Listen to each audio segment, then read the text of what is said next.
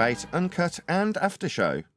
I'm your host Nathan Oakley, and if you are new to this channel, or you've not done so already, then be sure to subscribe, hit the bell notification icon and join button if you'd like to become a Nathan Oakley 1980 channel member and keep up to date with the Flat Earth debate.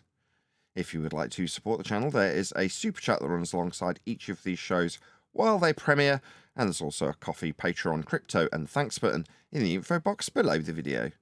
Speaking of Patreons, I'm going to do a quick shout out to all of you who do support me on Patreon. So, a massive shout of thanks and appreciation to Amish, Vitali Z, Colton James, BG, Survive the Spin, FE Patriot, Steve, On the Level, Thomas van der Zander, Gary Hughes, Measured Flat, Chris Wouters, No Smart Comments, Mitch Kennedy, Rod, The Name's Burley, Twad Wazzle, Jason Hornsby, Christoph Fournier, Flat Earth Travolta, JMels24, Unimento, M, Iron26, Endless, Golden McKinnon, Retro Bill, John Kays, Patrick Gunnels, Banter, Hairy Blade, Mobile Mac 777, Rob W, Dal West Watson, Unbelievable Productions, Blue Ridge Ranger, Abraham Mohammed, Skeptic 936, Texas Mike, Chow Young Cat, David Wayne Foster, and Dank. So another massive thank you to all of you for supporting me on Patreon. Now I will hand over to whoever is in Discord and Google so you can enjoy their dulcet tones while I set up for today's live show.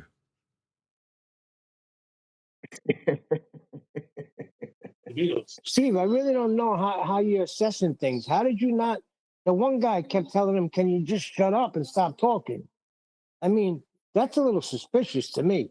You spent 3 hours in there trying to persuade everybody in Discord to your side?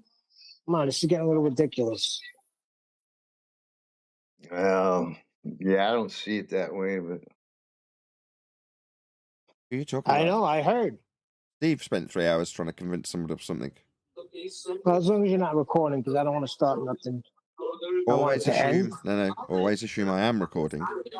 God, I don't give a crap anyway. AI stood on after Ball Busters for 3 hours till 12:30. The only reason I was there was because I got a phone call. I was in Discord. I got a phone call, and when I ended the phone call, I was still in Discord. So I come back in the room, and I hear him going and going and going and going and going, and calling for me and calling for proof and telling everybody he's a trained killer. I heard that. This guy's a joke, man. Right. Everybody I know, the trained killers, never say they were trained killers. They don't kill anybody. it was a joke. All nonsense. That was not a joke. I listened to that whole thing. And I had to come to freaking New York to give Eli a hug. I have no idea what you're babbling about. Yeah, well, he was babbling a lot of stuff. I was catching bits and pieces. How when he showed to Eli, how Brian, whatever, told him that he can't trust him. That's not what Brian said. Brian said, I can't trust that you'll relay the information correctly. Okay? That he had Eli in tears. And he said, listen, Eli, I'm in and out of New York. I'll come and give you a hug, bro. Come on. This guy, if people can't see through AI by now, then I don't know what to tell you. But I'm done.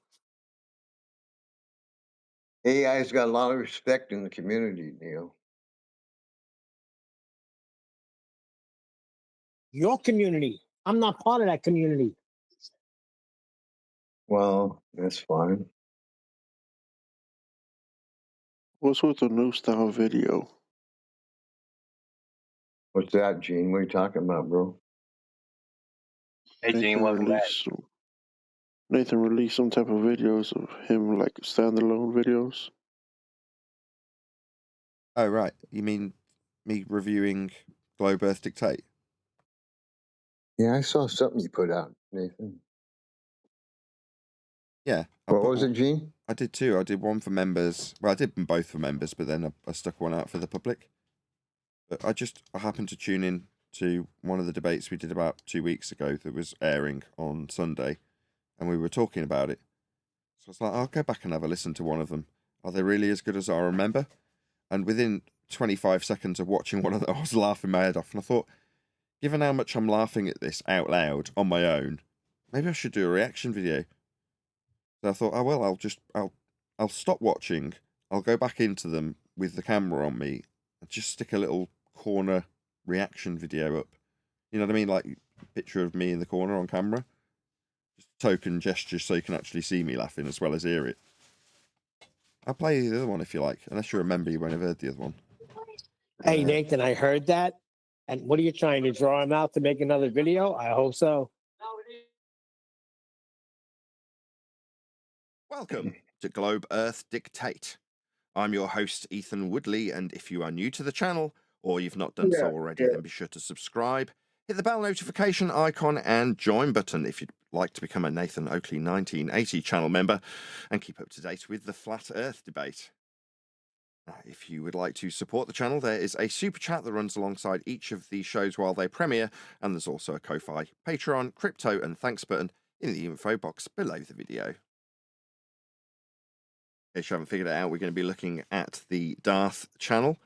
And back in the day when I first started Flat Earth Debate, and shortly after opened a little shop, as you can see on screen right away, we've got little redacted t-shirts, genuine Apollo hats, got fake Apollo hats, backpacks, space pens, magnets, poster with signed autograph by LEM, novelty cap for adults, actual size Buzz Aldrin, astronaut urine, bulk order to available, space food, and lost Apollo tapes made to order.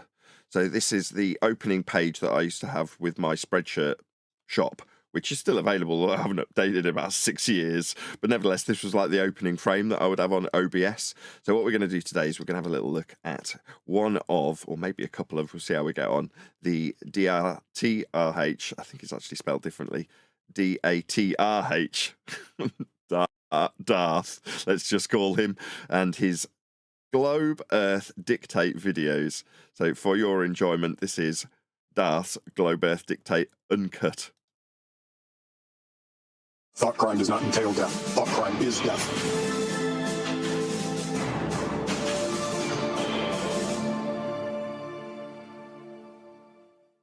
Welcome to Globe Earth Dictate.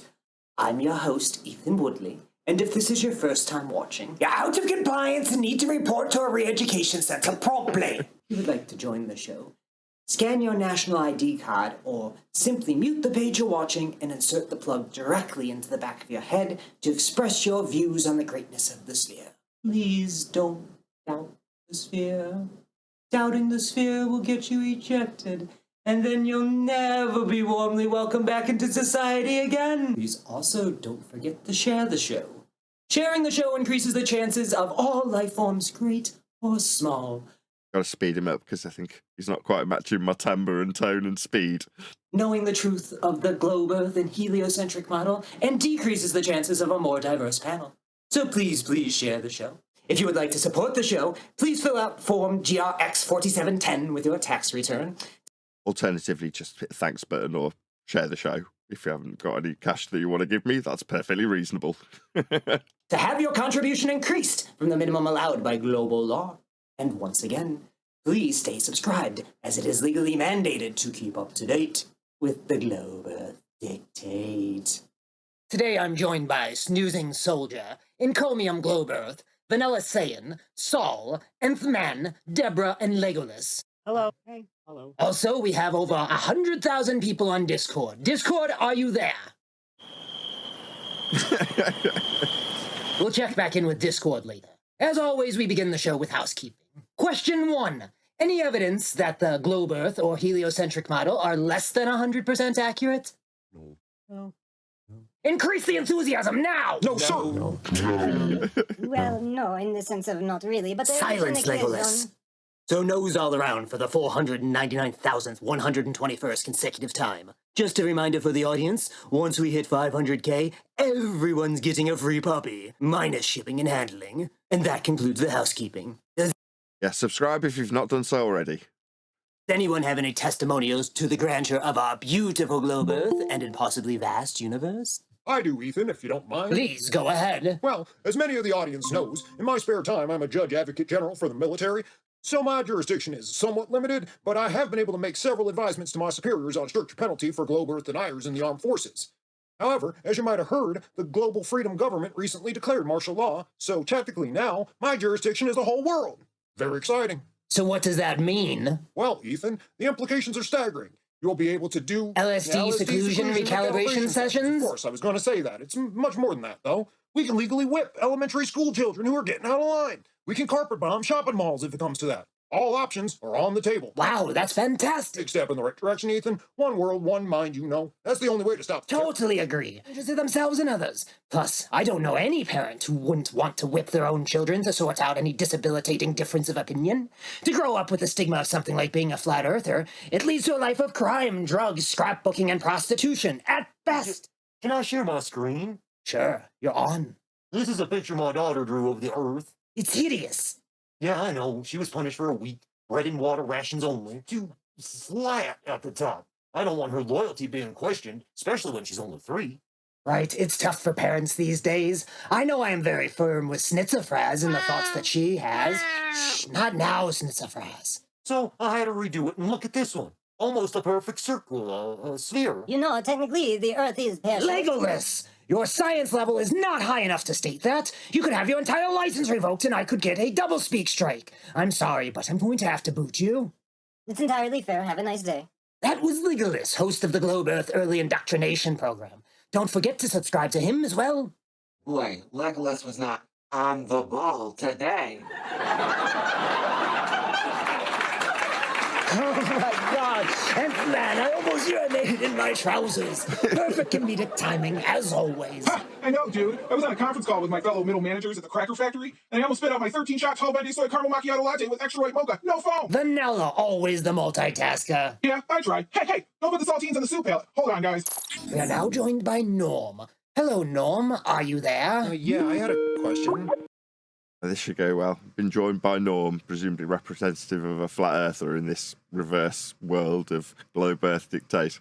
Hold on a moment. We're also now joined by, from the future via Skype, Quantum Entanglement. QE, how are you? I'm great, Ethan. Thanks for asking. But you know me. I'm always happy. And courteous. You're too kind. I'm in a particularly great mood today. I just got back from the circus with my children, and those clowns there, they were so funny, but also very professional and articulate and insightful. I have nothing but the utmost respect for clowns. Well, as fascinating as that is, we're getting close to being off topic for more than a minute, and we can't afford the additional community guideline strikes. So I believe Norm had a question for the panel.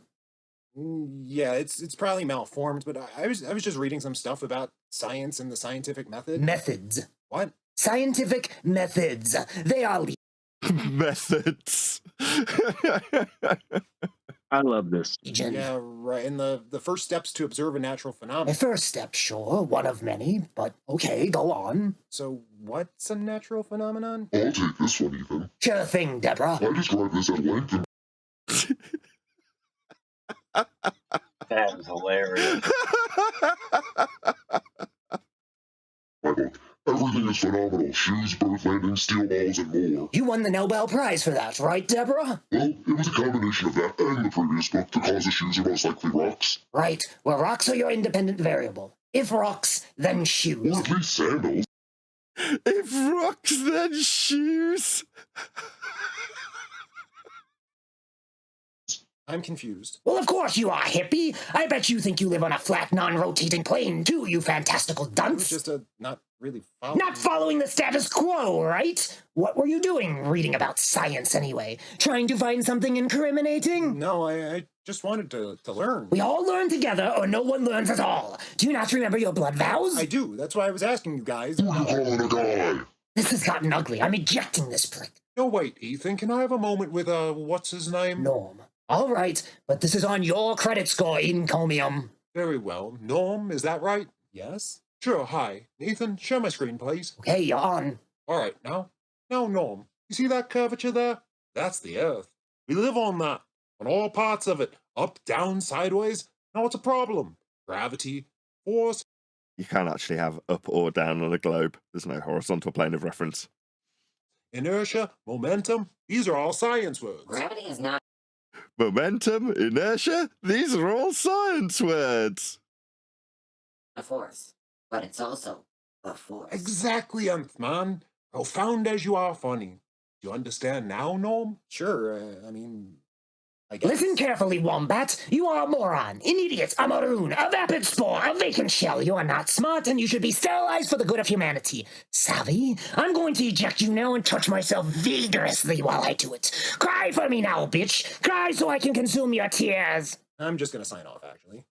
And another flat earther smashed, leaving like a... I'm going to touch myself vigorously. Cry for me, bitch.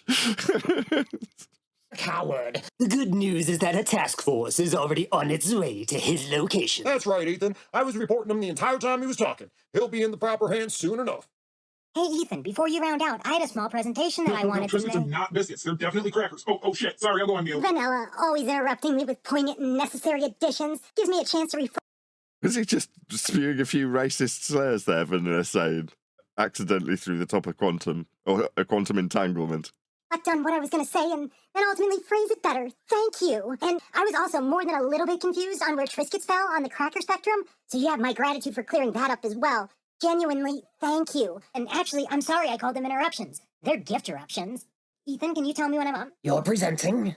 I had just a few minutes last night, so I put this together. The Earth is a globe. The universe is infinitely huge and constantly expanding. Citations. Quote, the Earth is definitely a giant ball. Stephen Hawking, certified genius. Quote, the Earth goes around the sun, unless you want to think of it as relative motion, then nothing really goes around anything, but regardless, nothing is going around the tiny Earth except the moon. Albert Einstein, Nobel Prize winner. Quote, the flat Earth is for utter morons. The Rumpus, assistant... Rumpus citation. That's Rumpus. To the Grand Pontiff. And now for the cowbell. Now for the cowbell. Puts a cowbell on screen. Thank you. I love you all. Absolutely fantastic presentation, QE. And easy to understand even if you aren't from the year 2234. So I'm going to round out. Discord, anything to add? And with that, a big, massive, enormous thank you to the globe Earth. Hallowed be thy name, and to the massive, expanding universe by which all things are possible. For Globe Earth Dictate, I've been Ethan Woodley, and stay tuned, as the show runs literally 24 hours a day, 7 days a week. Thought crime does not entail death. Thought crime is death.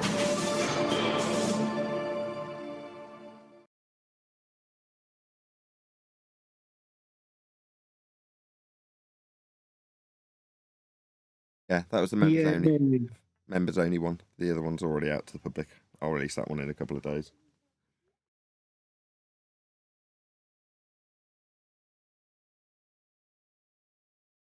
That was awesome. That's better than most of the movies I watch. I haven't had a smile on my face like that in a while.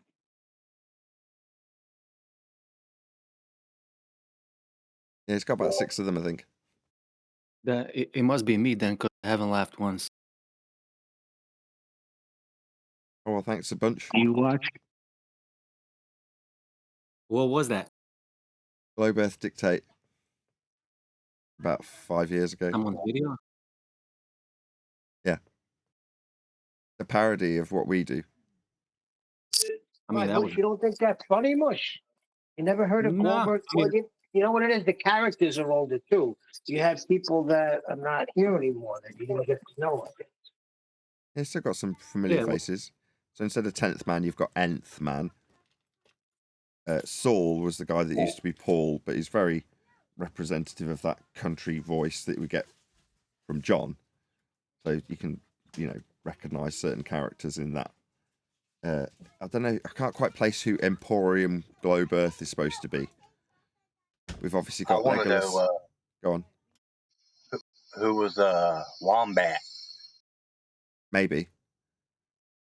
Legolas is Arwen. Ethan's me. Vanilla saying is Chocolate saying. Obviously, Quantum Entanglement is Quantum Eraser. And the one that I released to the public, you had Freddy Flatfoot, which was Ranty Flat Earth. Don't forget Daddy Pig. Daddy Pig is supposed to be Ruhif, and then you've got Cats, or can't remember what it was called, Conformist Cats or something like that. That's supposed to be Conspiracy Cats. Wait a second. I thought Daddy Pig was Adam. Oh, really? Maybe. Yes, because Adam said that, hey, listen, you could be worse than me. I'm Daddy Pig. One time when I was saying that he's got to do a new one because I'm not validated until he comes up with a character for me. Okay. It was on an episode which was appealing to people who were typically on the opposing side. So even though there'd been, cats and Ranty and I assumed it was Ruhif, but maybe it could be anybody you like. I mean, they're just made up characters, aren't they? But that's who I You might be assumed it right, was. though.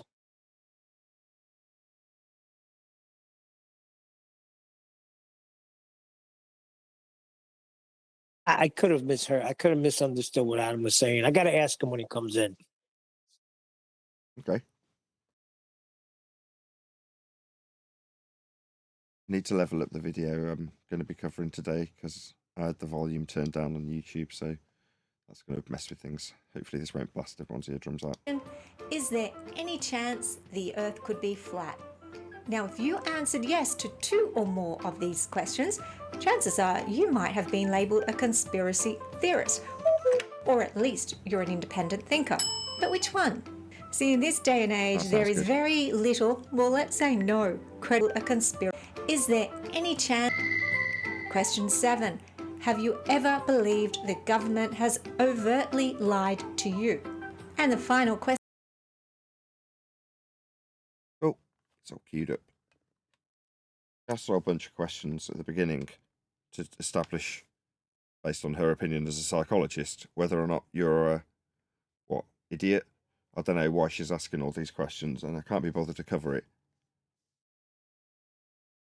So I listened to the first 2 or 3 minutes with my wife sat next to me, and I'm like, I don't want to waste my time on my live show covering whether or not someone thinks JFK is or 9/11's an inside job. It's all the stuff I'm highly critical of other flat earthers doing and spending time on. So if I cover it first, it's only 1:17 of her video, but that could easily chew up 20 minutes of our video saying an anti-flat earther might want us to cover these subjects because they want us to be conspiratards, and there's lots of quote-unquote flat earthers who've taken the bait and talk about JFK and 9/11. However, you can just chew up so much time with that, so I'm just thinking, sod all this off. I asked my wife, I'm like, do you reckon I can get away with just ignoring all of it? It's all basically a big fat straw man. Let's just get straight to do you think the Earth's flat? And let's start from there.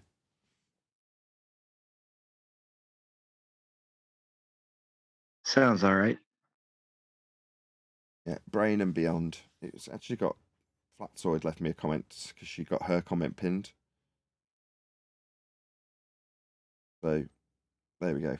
Flatsoid's comment. Flatsy's comment is there at the top of her video.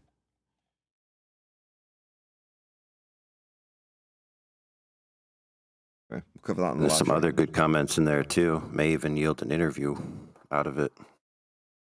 She's only a small YouTuber. She's about a third the size of me. Well, there isn't anything wrong with that. Good for her.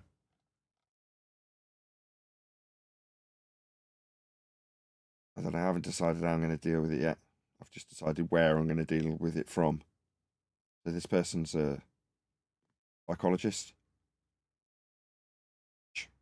Puts her in a bad steading as far as I'm concerned.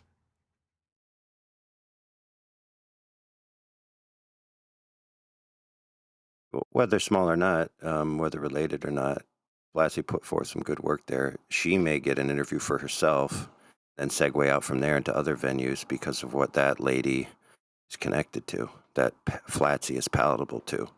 So she can go down that string of connections. Indeedy. You're all for this at the moment, AI. The 6 degrees of separation at the moment that you're embarking upon. Any particular reason? Is that just time of year or? Well, I mean, this time of year I have more time available, but it's also there's things happening, right, in the community. It's going to come to fruition towards the end of the month, whether that be negative or positive, or like the final experiment's going to be in a lot of people's eyes. The Tim Pool thing. He's got a book coming out. There's all kinds of things happening. So if there's any time for people to be spreading. Well, I'll put it this way. If there was ever a time for people to be spreading flat Earth, it was 7 years ago. It was 6 years ago. It was 5 years ago. It was 4 years ago. And then it's now.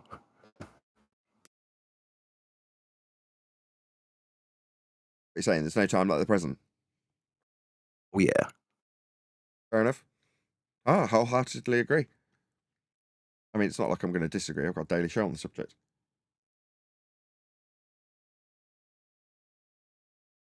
But yes, it is, as you are phrasing it, it's a methodology of converting those who are listening to people like you, me, anybody else who's talking about this subject into hopefully talking about this subject if they are inclined to do so.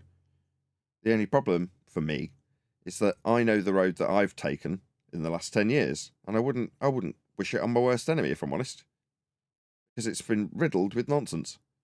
Lots of time-wasting little rabbit holes to go down to disprove. Now, don't get me wrong, there are people out there who had shortcuts. People who are, I don't know if you've heard this term before, called auto-hoaxers. You ever heard that term? Anybody No. here? Well, you know what? I've heard it, but I've never really heard an explanation of what it means. If you have a certain outlet, you know how I describe NASA? Yeah. Right? With justification, I can say, based on the fact it violates second law of thermodynamics, I will automatically disavow. Imagine if I didn't have the justification beyond consistency of lies. So, for instance, if you just say, pick a random news outlet, I don't know, CNN. CNN have consistently lied, therefore anything that they present to me can be considered automatically to be fake, unreal, / hoax, in quotes. Automatically hoaxing. It is as simple as that. So if you see something and someone says, this happened at this time, at this place, it was an event that everybody was interested in, you go, I'm just going to take the automatic standpoint that that is not true. Because I've heard it through means that I know constantly lie to me. They're auto-hoaxers. Problem with that is, it's almost as bad as auto-believing, isn't it? You know what I mean? It's too much at the other end of the extreme for my palate. It's like, well, no, you're gonna it's not chew the meat and spit out the bones, it's chew it up and spit out everything. So it's like, well, how much nutrients are you going to extract from that then? None. There might be something useful that you can take from it. And if you know that the majority of lies are peddled alongside about 95% truth, there's a certain degree of useful information that you're going to be chucking the baby out with the bathwater if you take that approach, right? So you could When you auto-hoax eat it all. food, it looks appealing. So if it don't look appealing, I ain't eating it. Either way, regardless, I'm just saying, I feel as though a lot of the rabbit holes that are put in flat earthers' way are there to chew up time and waste time. Yeah, we're lucky and with probably amongst a very fortunate few that actually get to the conclusion. If there is a little tub of gold, which is that it always was flat, that's how it's dealt with. And it's quite simple. Yeah? Now that could be deemed one way or another as well. It's like, well, that's awful because it makes me feel really stupid. You remember when QE was like, I couldn't believe that I'd believed in space when second law was pointed out to me with contrasting space that wouldn't work with it? You suddenly feel a bit dumb. Well, Earth, in terms of its functionality, I feel a little bit like that. It's like, it's so obvious now. Well, that's both soothing and for some, not necessarily me, but by this example that I'm giving, you might feel like Quantum Eraser did with second law. A bit like, wow, why didn't I spot this? When I feel like it when I'm talking about, certainly about the Isle of Man debate, we were using Google Earth and elevation profiles to decide the distances in these random observations we made. It's embarrassing looking back on it, right? But also simultaneously, well, just makes everything so simple. Nothing has to change in terms of how everything's dealt with. It always was dealt with flat. So this nonsense about conspiracy and 9/11 truth, and it's all surplus to the flat earth reality that we actually deal with. And we all do deal with that reality. Now, I know that, great, but I don't want the next man that comes here, as we're on that subject, right? Promote. Well, not necessarily, because I might put, not even inadvertently, knowingly put someone down a path that I wouldn't recommend. So from that point of view, while I do want people to promote me, and that's not just from a selfish point of view, I do genuinely believe that we have the very best information. You know, I'm not just saying it as bullshit to get sales, it's my actual true belief in what I do, as everybody should have if you trust in what you're doing. A lot of people don't trust in what they're doing, but I do. And I know what I'm saying is correct. It doesn't require any faith or belief, so I can get behind it 100% with ease. Yeah? In other words, I believe what I'm selling. But if I punt out flat Earth, that ain't necessarily what I'm selling, is it? So that's dangerous and has to be approached in a certain way. But on the balance of things, you know, promoting stuff that's going to, as AI seems to think, change in the next few months, maybe. I mean, I've been here 10 years. I don't necessarily agree with you, but there is always hope.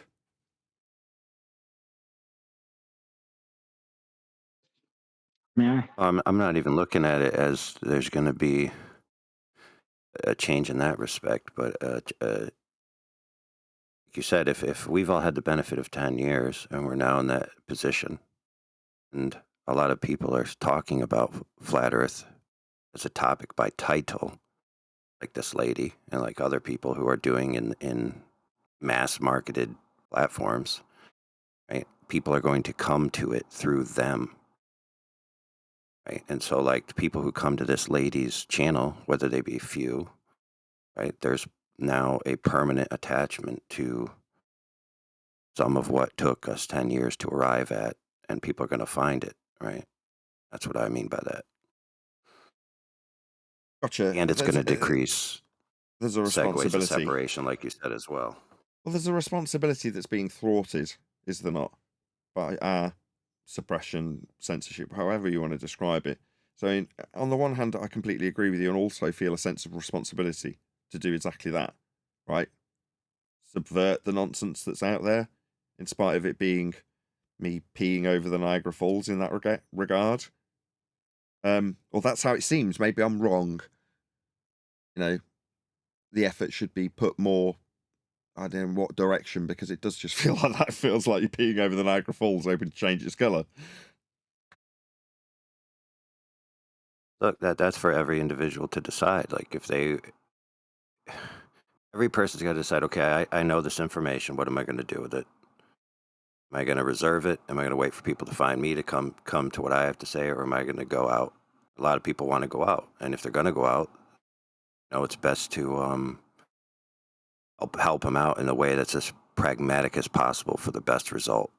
That some people that have been in this for a long time, like kind of can help them with, you know, because they see sometimes the bigger picture, or they have the benefit of all of that struggle that new people coming into the topic don't. Sure. Well, without having all the time in the world, which I definitely do not, it's about targeting your marketing, because that's all you're describing marketing, which is fine. I mean, it's not my specialist area. I was more sales, and repping is a bit of marketing, but not very much. But either way, I understand what you're talking about. But it's always about time versus reward, isn't it? So in other words, given when you're listing off the caveats of the people that we're trying to reach, you know, the individual that's come to the subject, realised there's a lot of nonsense and actually wants to peddle out decent information. It's such a finite customer. So the only way you can attract that customer is having a nice bright light, and then you go back to our light is diminished by the censorship. So it's kind of a thinking outside the box exercise for me when I'm like, well, what do I want to invest my time in? Now, 90% of the time when there's things offered to me to invest my time in, I see them as detrimental. Now, others, no offence to those who are glass half full kind of people, I am too. It's just I'm also realistic and assess things thoroughly and go, well, where this person has assessed what they have done after the fact positively, me not so much, if it was me doing that. And then when those, Switzy, I'll just have to mention him because it's him most recently on Tim Pool, as you've mentioned him. I would assess that performance and go, I think I'm justified in my, I can't remember the term that I'll have to use. I'm mixing up too many tenses. My after the fact thoughts about me turning it down before the fact. You know what I mean? In other words, if it was offered to me, I'd have assessed it, tried to build up a bit of communication rapport, realised I couldn't achieve it, and then probably declined. And then, you know, been slagged off for being that flat earther that messed us around, right? It would have all been spun onto me when I was trying to open communication gates with them or something like that, right? That's how it would have ended if it was me that was in front of Tim Pool, because Alex Steen said, hey, Nathan, I was on your show once and I need a really good flat earther. Okay, well, why are you contacting me? Why isn't Tim Pool, whoever he is, which doesn't bode well for me because I don't know him, right? You see what I mean? These communication lines aren't open. Now, I'm bringing this all nicely back to AI's original point, which is it's about opening these communication lines so that in that circumstance, I am in communicado with someone like Tim Pool for whatever reason, and therefore it's an easy sell to get me on his show and actually have me as a guest rather than some person that through a person of a person's got you on with a guest that's been invited by the person that the person of a person invited on, and it's all a bit sketch. Now, those are things that I'm just like, I don't like this. This is never going to go in my favour and be a net positive at the end of it, other than getting my face out there. Well, that doesn't. There's a certain level of people's attitude towards fame, which is all that is, that I don't have anymore. I trained in it. I understand it. I've been on plenty of stages. I've been on the TV. Nothing really fascinates me about that particular aspect at all anymore. It's like, what will do me, my family well in the first instance, but in terms of the subject matter, what will be of net positive for the subject? And it's very, very, very rare that I look at something and assess it and go, yeah, I think this could, even though it might still be a gamble, it always is, work out in our favour and actually do some net positive. I go, no, this is always going to, no matter how much positive spin we could put on Witsy after the fact for the sake of argument, I still see it as a net negative, and I don't want to be involved in that net negative if I can assess it for it being that way before the fact. And typically, I think I've got it right, but I've been involved in very few of these things. You look back and go, well, okay, you've done a few debates here and there. Well, might break your heart to know that I was actually paid to do some of them, because unlike Brian, who's demanding $5,000, I will just go, well, what are you offering? Yeah, I'll do it for that. And I'll just take sweaty cash. Yeah. So aside from that, I did Vice, which they paid my expenses. They didn't actually pay me for the gig, but I wasn't out of pocket for doing it. Again, and I wouldn't do it if I was. I'm not going to be out of pocket for doing this. I'm here to earn money. So the people who are like, oh, do any show you like. You're like, yeah, but you're probably out of pocket for it. Me, I could have been broadcasting. Go ahead, AI. I can hear you itching to get in. I've been waffling for a while. Hold on, I got to correct you on something. Well, AI was did first, not say that. AI was trying to get a word in before you, Neil. Hold on. Go ahead, AI. Neil can go. Oh, isn't that conciliatory? Just as I started, there was moans about your AI. Just to set the stage. Go ahead, Neil. He's a politician. That's what a politician does. Listen, that's not what Brian said. He said for time wasters. He's going to charge them. You want to waste his time? He wants to charge you $5,000. Never said that if you got invited to a university or a show that's going to be aired. That's not what a bunch of time wasters. Get it correct. Yeah, fine. It's a sentiment, though, more than an actuality. And up until this point, a couple of times I've said, yeah, I got paid for doing that when someone's brought up a particular debate I did. But other than that, me generalising and saying, yeah, I've been paid to do some of these events. But why wouldn't I? I'm here to make money. Brian isn't necessarily there with that motivation. He's got a very different motivation. So therefore, when he says, well, I'll be paid $5,000, I get the sentiment, and I'm not suggesting for a second that he's just blagging it. No, he's not. He means it. But that's different to me meaning it, and it goes with that. It's not even spoken about with me. I'm not using it as a public bargaining chip to try and invite people. Don't get me wrong. If I felt the need, I'd put it out there. Feel free to pay me if you want me. That's normal, though, isn't it? Isn't that obvious? I thought that went without saying. Sometimes it's used to be being dramatic, paid. isn't it? Anyway, go ahead. Being paid changes the balance of a decision of whether what you're going to do is worth your time based on your own ethos. And that's for every single person to decide for themselves, right? Like what I'm going to put my time in versus the investment that I'm going to get back. So, for example, Flatsy believes that what she did to that little channel is worth her time. Exactly. There's thousands of other flat earthers that think that the little things they do are worth their time.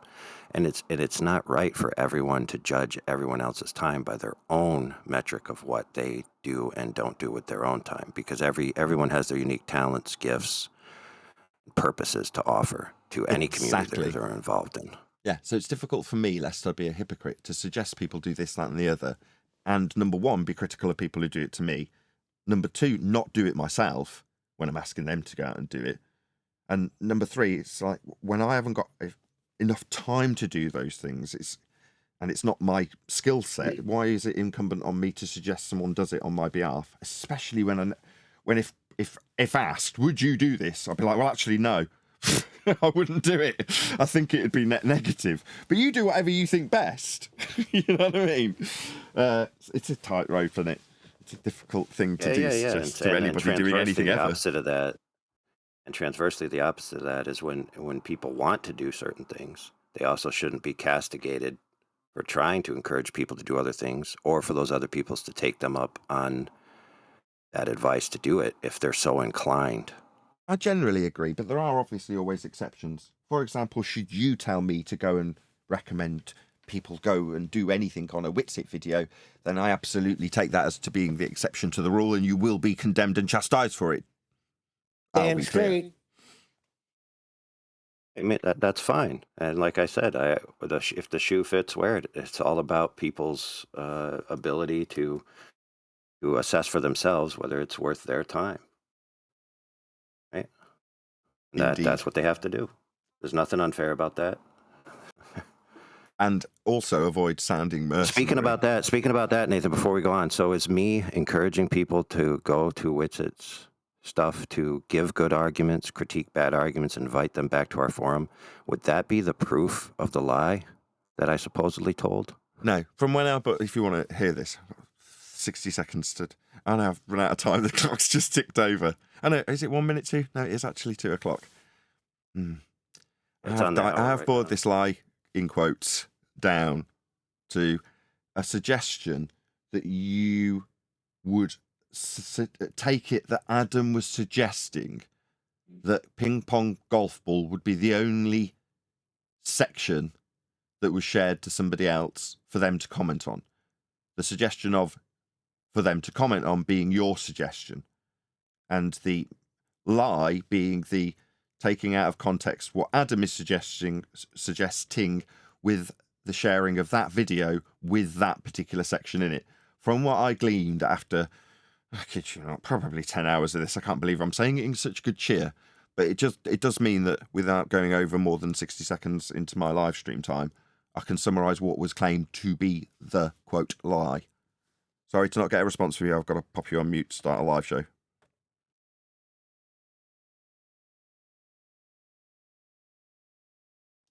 Let's go.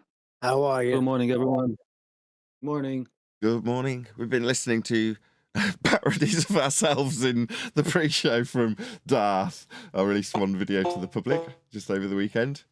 Got somebody making noise from Discord already. Everyone's keen, as the parody includes complete silence from Discord. So now, 30 seconds into the opener of the live stream, I can see lots of mics open in Discord. No one wants to live up to that reputation, it would seem. How are you all doing in Discord? Keen?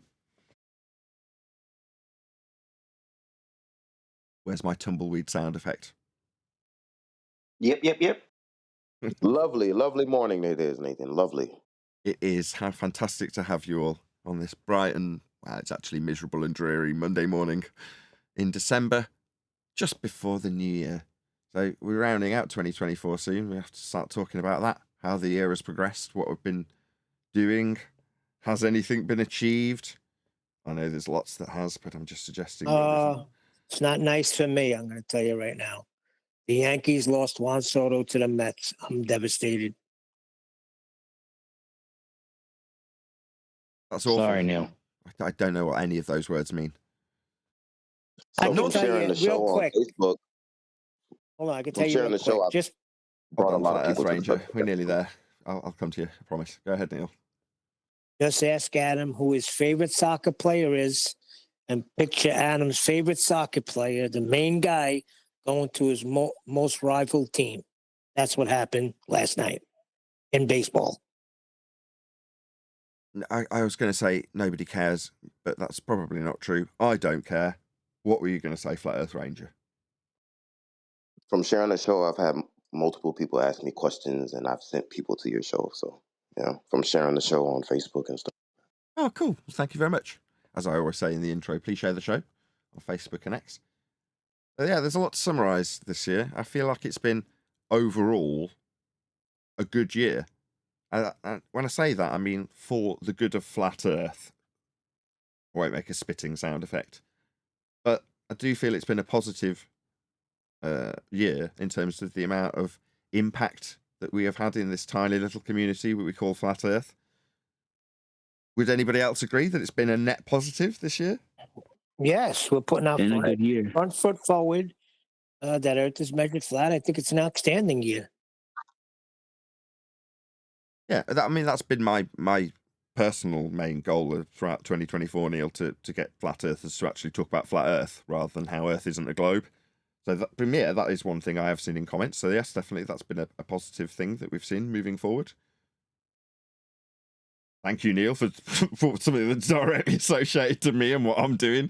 Very good. Like we were watching in that Globe Earth Dictate. Have a cookie. No, but it is good, Nathan, because it's getting to the point now where people want to hear good stuff. They're tired of the nonsense. FED teaches men to fish. Oh, well, isn't that lovely? Yeah, I think so. I mean, I actually think we should offer two paths, which is to keep the arguments that are useful concise, with the caveat that don't just take our information out there and start babbling on about flat Earth to the next man, because there's a good chance you'll fail miserably if anybody's got the slightest interest in their heliocentric belief being defended. And it's not everybody. Most people are indifferent, to be perfectly honest. And so they should be. Earth is functionally flat, and it works quite happily. The globe religion indoctrinates you from birth to believing, like the movies and TV shows show you, that you're on a ball in a sky vacuum in violation of natural law. But when you push and it comes to shove, most people don't care. They'll say things like, well, what difference does it make? I've still got my mortgage to pay. And you can blame them. And in terms of what difference it would make, well, very little in terms of how Earth actually operates. In terms of its measurements, it always was and always will be measured flat. So for the guy who comes here on, recommendation from a friend that says, no, this is where all the good flat Earth information is, if you're that guy or gal, know this. Earth is measured flat. Look at any measurement of Earth. The shortcut beyond the garbage nonsense waffle labelled by us the Feast of Nonsense, of things like 9/11 truth, JFK, aliens, all that garbage can be bypassed if you just look at how Earth's measured, because it's functionally flat. Earth is flat. That's how it's measured. Knowing that doesn't mean that you've got the right to go out and start converting people. Everyone's entitled to their belief, whether they're consciously aware that it's nonsense and a belief or not. And if the majority of people around you believe they're on a ball, so be it. Leave them to it. It's not your right to change everybody with a very limited span of information. So just know it and, know that Earth is as it is, and not a lot's going to change because you'll still navigate it, fly over it, sail on it, build on it flat, because that's how it is. So, that's fine. Everything's fine. Everything still works, but it just so happens that in the functionality of Earth, there is sown a semblance of globe functionality, which is actually surplus to requirements, completely redundant, not useful, detrimental if you're trying to measure Earth, because you measure Earth flat and can't do that if you presuppose the ball you've converted from the measurements of Earth, which is flat, to ball, to pretend that that's the surface. It isn't. But lots of people believe it, and just leave them to it. If you just know how Earth is measured, get on with your day knowing it's flat. But if you choose to want to debate people who challenge you if you're asked, because they have an interest in telling people Earth isn't flat, for example, then you need to spend several months, if not years, listening to every single argument that comes and goes and mastering them, knowing every inside-out corner of the heliocentric nonsense waffle that you'll have presented to you. And then and only then should you feel the need to actually debate anybody, rather than just saying, I don't want to discuss this, it doesn't really affect me very much, and getting on with your day after fobbing them off. Because that's your best defence mechanism if you're out in society and you know Earth's flat, because that's how it's measured. So yeah, don't necessarily engage in debate. Give the people two options. That's my opinion moving forward into 2025. And for the guy who wants to just go, well, I don't necessarily want to engage in debate, but I now know it's flat and would feel like I'm lying. You're like, well, that's your trouble now. That's your burden. Blame the person that sent you the link. Please share the show, by the way. Anyway, we've got a video to cover today, which is why I've given you all that preamble. So the video we're going to be covering is called Flat Earth Conspiracy, Psychologist Takes a Look. And it's by Brain and Beyond. Now, Flatsy highlighted the fact we did actually look at the first 25-30 seconds of this maybe a week ago, I think. And I think off the back of that, Flatsy's gone and left a comment, and it's gotten pinned, which is wonderful. But we'll cover this video, and I've cut off the first minute or so of the video because she's asking whether or not you believe in all the Feast of Nonsense subjects, that the conspiracy paths that brought us to Flat Earth would have you look at and look into, because everyone who's at Flat Earth when you arrive at the table is talking about whether or not the government was involved with bringing down a couple of towers, whether or not the government are involved with taking out a president, whether or not aliens are being hidden from you, whether or not the moon landing's fake, which was the only one that had a semblance of older Flat Earth debate potential. If you want to know about that particular rhetoric, the sky's not a vacuum, gas would fill it. But we're going to start the video at, I think it's number 7. Do you believe that Earth is flat in this instance? So we'll start there so we don't spend 20 minutes just covering all of the Feast of Nonsense garbage that she asks in the first 6 questions. Look at any of the other shows where we decry the nonsense waffle of the things that people discuss when they get to Flat Earth. Earth's measured flat, but the people who find their way to that subject happen to be people with an interest in all sorts of other crazy conspiratorial subjects. So that's what is presented as though Flat Earth's amongst them. And it isn't. It's a demonstrable fact. When we measure Earth, it is flat. Anyway, I don't know how long I've been jibber-jabbering down this live show. Only 10 minutes so far. So is there anything over the weekend that's occurred that should be exciting us before we press upon that particular video response?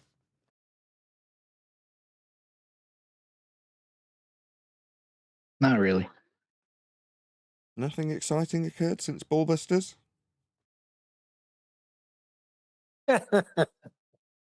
Yeah, Nathan, 2 flat earthers fought in the UFC past weekend.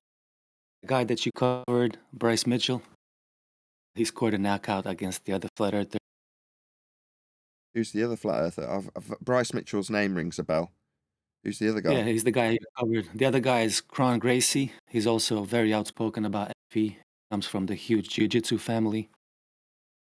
Fortunately, he got the vicious. Wait, one of the Gracies? You're saying is a Yeah, one flat of the earther? Gracies. Yeah, but it's almost like I don't know. I don't want to be over. Almost like they put them together, you know. And one, excuse me, and one of the reporters asked him, would he fight for the FE belt, King of the Flat Earth? Awesome.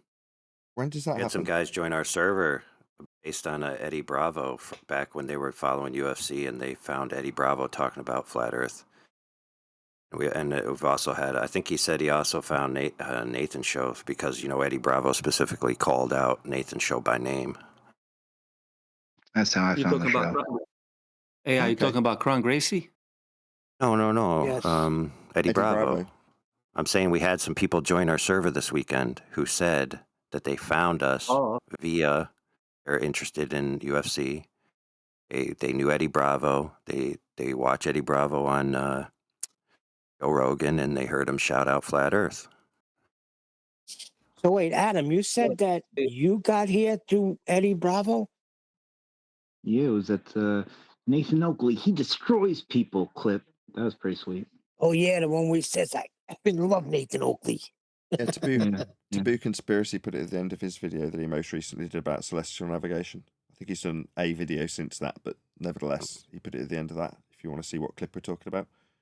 In either event, that fight, when's that going to happen? Mush.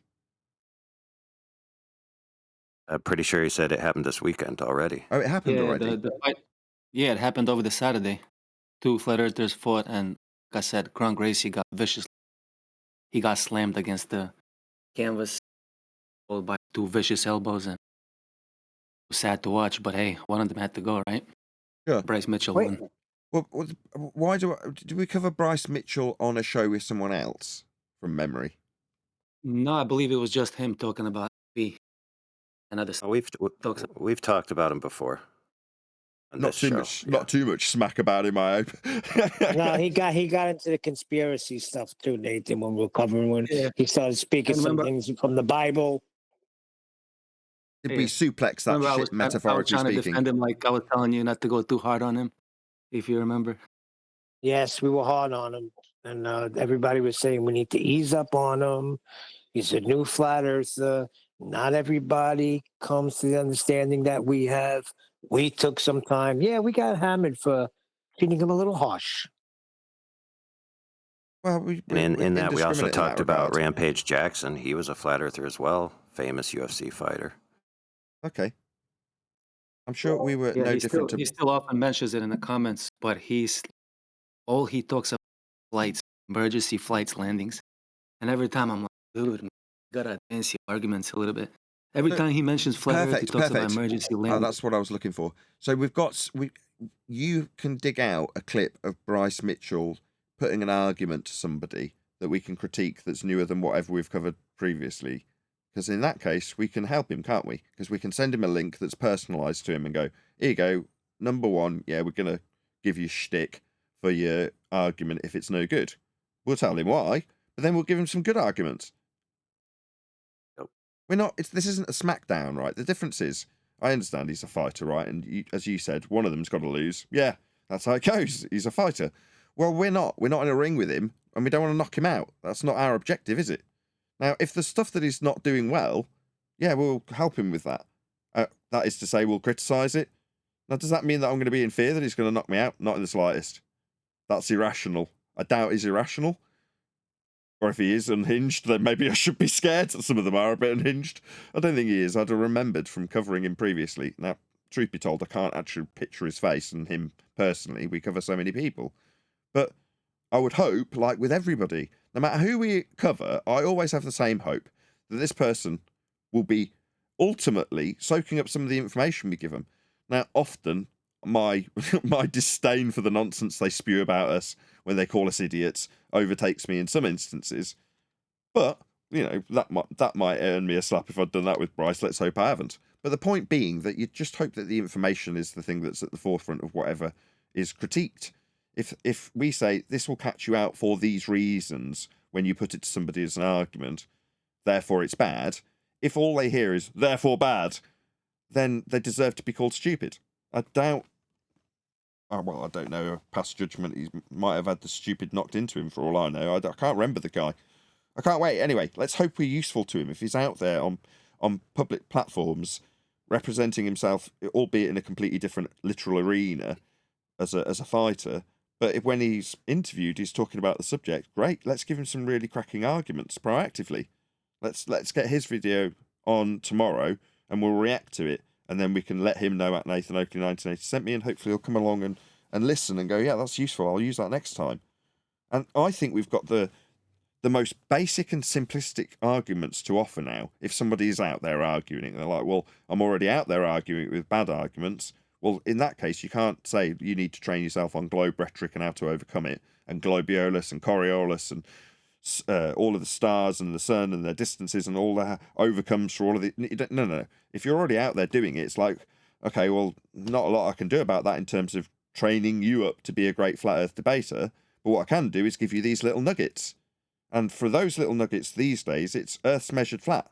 Here's a couple of examples. Here's an elevation angle. Here's a depression angle. Here's sea level. Here's altitudes.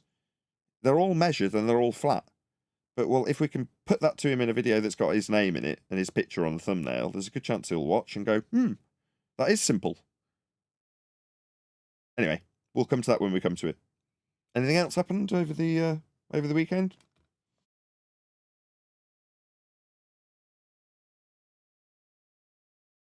Aside from fights? I had an awesome weekend. Oh, yeah. I was told when I entered this discussion that you'd been in Discord after Ballbusters for several hours.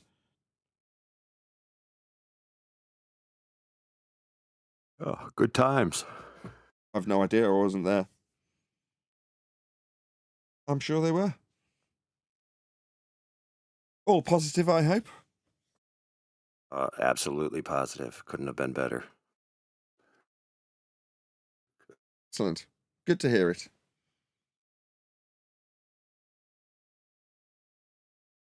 Any other idle chit-chat? I normally look to do about half an hour of idle chit-chat before we cover a video, but we're only 20 minutes into the show.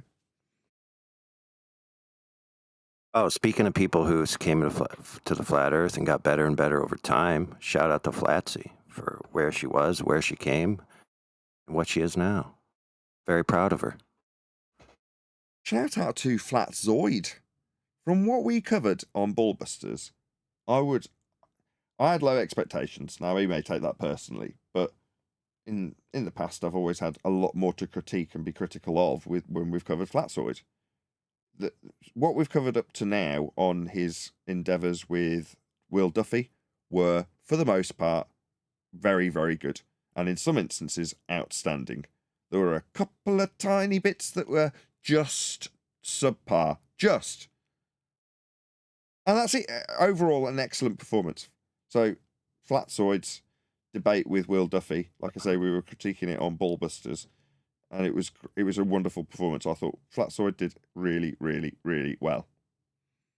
There's also a very good point elucidated in that I hope everyone got, which is this. We're not in this alone. For example, it was critiqued, hey, Flat Zoid, we're talking about science and scientific method and different things about that when you have a community to which you're only one circle of separation away, which has some of this stuff that's freely available. You have the people that are freely available to tutor you with it if they need to. You can go to Quantum's website, Quantum Eraser. I can't remember the name of the website. Does somebody have it on the tip of their tongue right now? GlobeTerminator.com. GlobeTerminator.com. You can get some of those citations right there. They're already there for you. That work's done. So you don't have to be like, well, what am I going to do? I got this debate coming up. And you have Quantum Eraser's efforts already available for you. You have Nathan Oakley's efforts already available for you. A lot of it's cataloged. You can find it. You could ask us. We'll find it for you. We can all work together. And so don't think you're out here alone. Tap into the resources you already have available to you. 24/7 Flat Earth Discord has huge resources. We all can work together. I mean, we're talking about him getting a B- on his scientific acumen because he was saying things like testing theories. And you're like, there's just little errors in there that show a good understanding, but it's not a great understanding of it. And if you're holding someone else to task on it, you really do have to have a great understanding of it. And even then, all was forgiven after he did a blinding job of not chasing after the chaff that Will Duffy was throwing out there. You're like, just in terms of his demeanour, his debate tactics, if you want to call him that, his prowess, keeping on subject, just top marks in all regards. And his information that he actually put forth was great in the debate itself. Awesome. Just, I thought very little that could need critiquing. His scientific desire to put slides up that he's made himself with slight inaccuracies about what we'd be testing, for example, all forgiven, as far as I'm concerned. If you get the rest of it right, that can be forgiven. And if anyone is interested to know Flat Zoid, if you don't know Flat Zoid that well and you're listening, he has a routine channel where he does debate critiques. He does often do debates, and he does different shows. He also has a routine open panel where if you go, you can get on his Streamlabs, I believe it is, and you can speak to him if you'd like. And maybe that'd be something you're interested in. And if you are, go right ahead. He's available. He's usually pretty hospitable. So. Yeah, similar to here, he's got an open door policy, right? You can stroll in and just yak at him if you want to. Shout out to Flat Zoid. Hopefully one of my moderation team will put a link to Flat Zoid's channel so you can go and subscribe, check him out, give him a like, all that good stuff. Anything else? We're going to cover this video.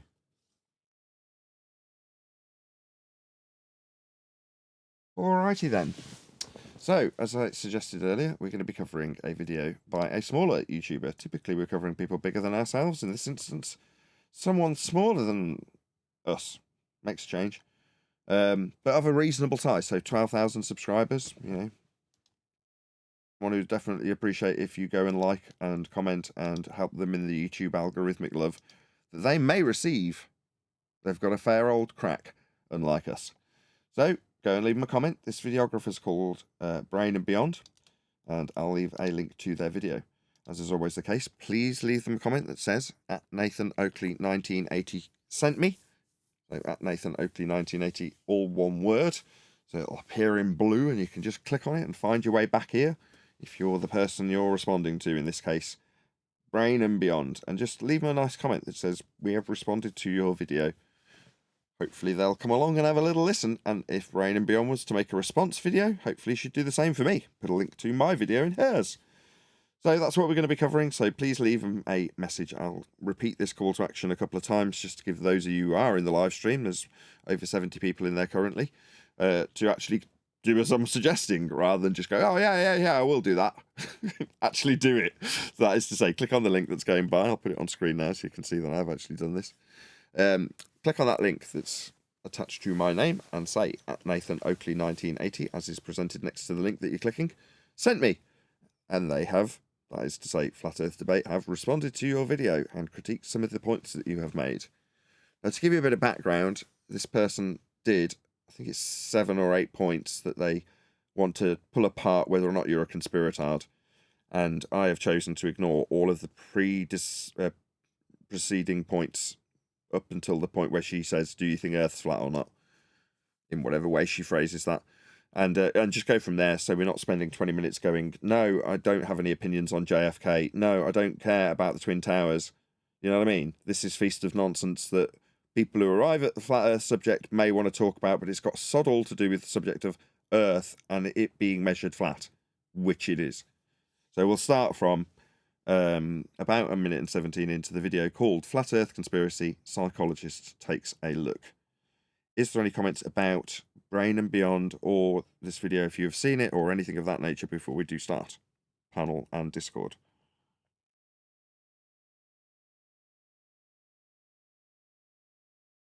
I'm leaving a comment. Oh, thanks. That encourages the audience. Yeah, please do leave a comment. I'm not just saying it for my health. Actually, do let her know that we've made a response video to her. I believe I put her in the title of today's show, so she should be aware if she toddles her way back along. Anyway, I think with that we'll actually get into it, so let's do it. Question: is there any chance the Earth could be flat? Now, if you answered yes to 2 or more... See, what's this on screen? See, this is a globe projection called the azimuthal equidistant projection. Had you done any research, Brain and Beyond, you'd have discovered that this is a globe projection. Azimuthal, North Pole centric. Globe projection, to be precise. That's not a flat Earth map, but you're asking if the Earth could be flat, when some of the systems used in this azimuthal equidistant globe projection, North Pole centric as presented, are dependent on measurements of angles to stars on a flat Earth to create the radial value to produce a globe to then project that globe out flat. But you're starting with measurements of a flat Earth to produce this system. I mean, it's several steps removed from the original flat Earth angle measurements to the stars. But in the most simplest of terms, this is a straw man representation of actually a globe projection. And the globe projection it's based on is created with flat Earth angle measurements. So it's convoluted and, no offence to you, shows a lack of research. Of these questions, chances are you might have been labelled a conspiracy theorist. Really? I mean, there was me thinking that I concisely took apart the origins and pretty much a good concise history of what that map is and what it represents, how it functions, and where its origins lie. That would be flat Earth angle measurements for things like latitude. Elevation angles to the star known as Polaris. I thought I was giving, fairly good details up until that point, but why would anyone label me a conspiracy theorist for detailing how maps function? Seems crazy that you would make this assumption. There we go. That's stereotyping fallacies for you. Or at least you're an independent thinker. But which one? See, in this day and age... I see. So you're justifying your stereotype fallacy with a veiled question before it as a false dichotomy in answer. Oh dear. I mean, for a psychologist, you seem to be using quite a few fallacious tricks in the methodology of basically bad-mouthing me as a flat earther with a stereotype masked by questions. Just because you put a question mark, we could just call it passive-aggressive, I suppose. There is very little, well, let's say no, credible evidence that the Earth is flat. Is that so? Have you not researched the subject? What about how the globe that you've got there represented in a CGI format, not photographed, is created? Because the globe paradigm is created with flat Earth elevation angle measurements to the stars. In fact, all measurements of Earth are flat. And in terms of how you functionally utilize those measurements that will go forth to create our mapping systems, our charting of the oceans, they're all done flat. And then further to that, you'll sail on it and fly over it flat, build on it flat. So when I present the facts of how Earth is, they're not disputable or debatable. There's no conspiracy involved. I'm just telling you as it is. Earth is functionally flat. And you only have to look at the measurements. You're saying there's no credible evidence. It seems like you're ascribing the wrong standard to something. When you ask what something is in reference to, in this instance, a category error, because there is no shape to ascribe, that's your belief after the fact when utilising a plane of reference that is Earth for measurements to create the globe that you have no evidence for, because the evidence and its origins are flat Earth measurements. But yet you're suggesting to your audience that there's no evidence for this flat Earth when presenting a CGI rendering of a paradigm representation of a globe Earth derived from flat Earth measurements. And yet there's still many people that believe it to be true. Sorry, what part of what I just went through? Sorry, name 3 beliefs that I hold when I describe mapping, flying or sailing with respect to the flat Earth that is measured to create the maps, sail upon them, find your way around, fly across things. Let's add another one to the list that I've already boshed out. When we look at the pitch data for an aeroplane, for example, that's NTSB data, about as official as it gets, that show that aircraft fly with respect to a flat plane nose up for the duration of their level flight. Terminology gives it away when they describe level flight, because they're flying over a flat plane and the documentation shows it. The measurements show Earth is flat. That's not belief. Nothing I've said here is a belief. Nothing about elevation angles and elevations above sea level or sea level itself are anything other than measurements of a flat Earth. These are demonstrable facts, indisputable, be it you're questioning my belief. There's no belief here. None. Now, why do you think that is? Well, you're now going to question why I would believe something after me as a flat earther have told you that I haven't got a belief in this. Why are you questioning my beliefs? I don't hold any. I'm just, as far as the Earth is concerned, it is factually measured flat and dealt with flat and flying on flat, mapped flat, charted flat, sailed upon flat, built upon flat. You want to dispute those facts? That would make you insane if you disputed them. But none of them are beliefs. They're all facts. So why are you questioning why I believe something? This seems nuts. well, when you look at the first 7 questions that I just gave you, Are the ones I skipped over as being feast of nonsense and didn't even justify playing? Do you think the JFK assassination is suspicious? Suspicious? Somebody died while they were driving around in a car as far as the official's narrative's concerned, but we're being questioned on whether or not we think it's suspicious. Glorified ad hominem attack. It's a way of pigeonholing people, stereotyping them as idiots. In this case, conspiratards, otherwise known as conspiracy theorists. So if you answer these questions in the affirmative, suddenly you're a something, says this psychologist. Oh, really? Should I start listing off questions about psychologists? Have you ever ascribed what you do as being science? ? And at the end, the conclusion will be fraud. Should I do that to you, or would it just be a dressed-up, glorified, thinly veiled ad hominem attack, love?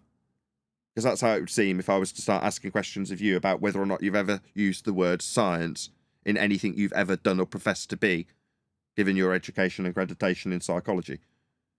And then if the answer was yes, I'd justifiably call you a fraud, because nothing you do has any validity in science. So shall I try and woo you into answering questions that would make you a fraud, or would that be a thinly veiled ad hominem attack? Now, in this case, that thinly veiled ad hominem attack on flat earthers about what their opinions on JFK is, or COVID is.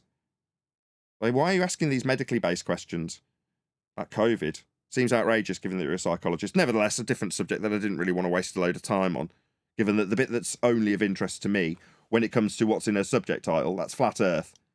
Not JFK, not COVID, but flat earth. There's only one subject question that she's got. Do you believe Earth's flat? It's not belief. It's based on measurements. You just haven't done any research. You've obviously not looked at Earth at all. When asked if Earth is flat, you start looking at people and why they think things. That seems like a crazy way of going about finding out the answer to the question, is Earth flat? I know. I'll ask people a few questions about their belief in JFK. Do you think this will ever lead you to finding out whether or not Earth is flat, and therefore whether or not the people say it is are justified in saying it is? It's just an is it flat or isn't it question, really, I would say. And when it comes to any measurements of Earth, it absolutely, without question, is flat. The first 7 Nathan, you all think she's involve greasing the government skids? It's a thinly veiled ad-hom. I've just described what I think. If you say she's greasing the skids, what's she greasing them for? Feel free to air your opinion. I think she's greasing the skids in her favor to make us all look like a bunch of conspiracy theory wackos, to be honest. Yeah, I get that. I said, and by comparison, I could offer up a few thinly veiled questions that would lead her into being painted as a fraud, couldn't I, Neil? I could do the same thing. I'm not. And I wouldn't do such a thing, but this is the tact that she feels is appropriate when dealing with flat earthers. How can I stereotype them all as being numpties?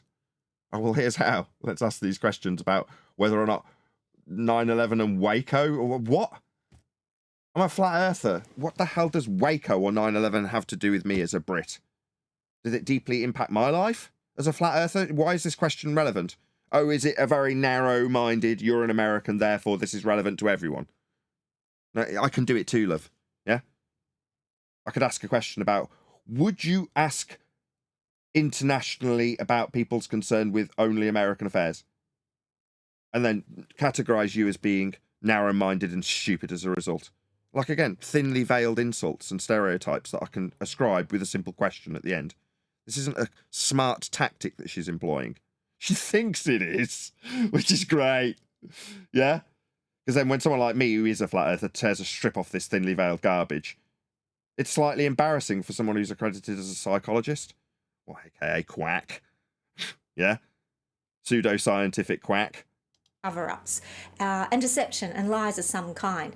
And if you don't think the government lies to you, well, then maybe I need to do another video on that, just for you. Well, why? Do you think they do or they don't? If you don't know beyond all doubt that they do, then you're an idiot, and I would hope that that's what your video is suggesting. Maybe I shouldn't take that tone based on what she said. Maybe she's a bit more reasonable than I'm immediately giving her credit for as she's attacking Flat Earth. Because but based on her tone, I can only assume she's going to say, well, of course they do. But then again, I've been proven so wrong so often. You go to that video and she's like, absolutely trust your government. No, I think you're right. No, I pick up on the tone that she's going to, take someone by the hand and go, what? You believe everything they say? Surely not. I would hope so. Let's just give her the benefit of the doubt and hope that's the case. A couple of quick shout-outs for Super Chats. Thank you very much indeed to Hillside. You want to play Fortnite together? We need an FE crew where we go out into lobbies and share about the topic, kind of like you do in Omi. Yeah, I have been looking at that, and maybe that's something I might do. I might turn on the mic on Fortnite games and just talk about Flat Earth when I'm shooting people. Maybe. It's certainly a good idea. I don't know about getting a Fortnite crew together. I play it on a setting that has no consequence. I'm not like gaining any points. I think they call it ranked. I don't do that. Because I don't care. I just want to shoot people for a 30-minute period and have it look pretty on the streams. Its real purpose is so that there's not the constant endless stream of my 20 or 30 screenshots that go round and round and round when we're talking. So just to add something interesting to look at, that's the only real purpose for it. But certainly I'm tempted now that I know that you can just do voice chat in something like Fortnite. But then again, do I want to ruin 12-year-olds' days? Probably not. We'll see how it goes. Thank you very much indeed for the Super Chat, Hillside. Also, shout out to Sasha. 7-question experiment is scientifically proven. Okay, if you say so. Thank you, Unitox Femi, for the Super Chat. But in my forensic training, I learned a lot about burden of proof, or what we call evidentiary standards. This is a category error.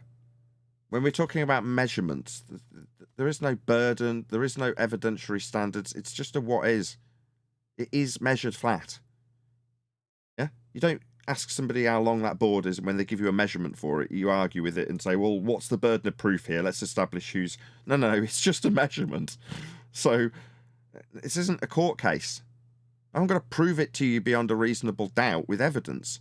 When I present you an Earth-based measurement, that's it. It's a measurement. Now, in this instance, when it comes to these measurements, your globe belief that you're so confident about relies on these flat Earth measurements, which is very interesting when we have people coming here to debate us. Well, that's not you. I'm not going to take it out on you, although it is tempting, right? Brain and beyond I'm talking about, or talking to. Now, when people come here and decry the flat Earth measurements that I don't have any belief in, I'm saying in this instance, aren't in need of evidentiary standards, when they decry them, they also simultaneously decry the foundations of their globe belief, which are based on these flat Earth measurements of things like elevation angles to stars, only acquirable if Earth's flat, and the basis of a globe belief. Amazing. Bet you didn't know that. You learn something new every day. Your globe belief is based on flat Earth measurements. That's right. It's just a paradigm with some mathematics attached. And those maths come from origin measurements. Yeah, flat Earth measurements. Angles. Star angles. Yep, Earth's measured flat and you can create a globe with those measurements. How interesting. Where's the burden? I'll just show you what creates that process. I'll just show you the Genesis measurements. I'll just show you elevation angles. Don't believe me? I can give you a nice simple example. Latitude. You aware of that? What's latitude? It's your elevation angle to Polaris. What's that? That's a flat baseline between you and Polaris and an angle up to it. That's a flat Earth angle measurement that is used to create the sphericity, with the minimum being the R value for your globe measured flat. So that's where your globe and its evidentiary standards, because there's no proof or measurements of a globe, only flat Earth measurements. So if we're looking at standards of evidence, yeah, we can apply those to a globe, and we're encouraged to do so as flat earthers, incorrectly so. Now, 10 years down the line, admittedly, we've come to the realization that we don't need evidentiary standards when we can lean on the measurements. The ones that you'll also need to be a globe believer. This simply means the threshold of proof or evidence required to find one guilty, or at least part of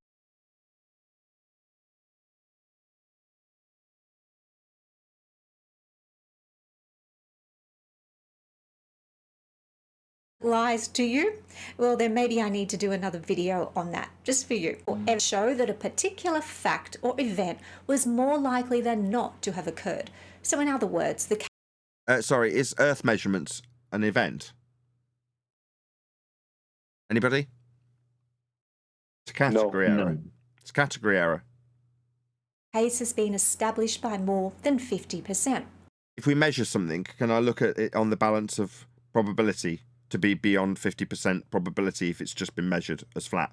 Like, if I say latitude and then describe how it's measured off a flat plane, can I ascribe probability to that measurement, or is it just a measurement of where Polaris is in the sky with respect to a plane?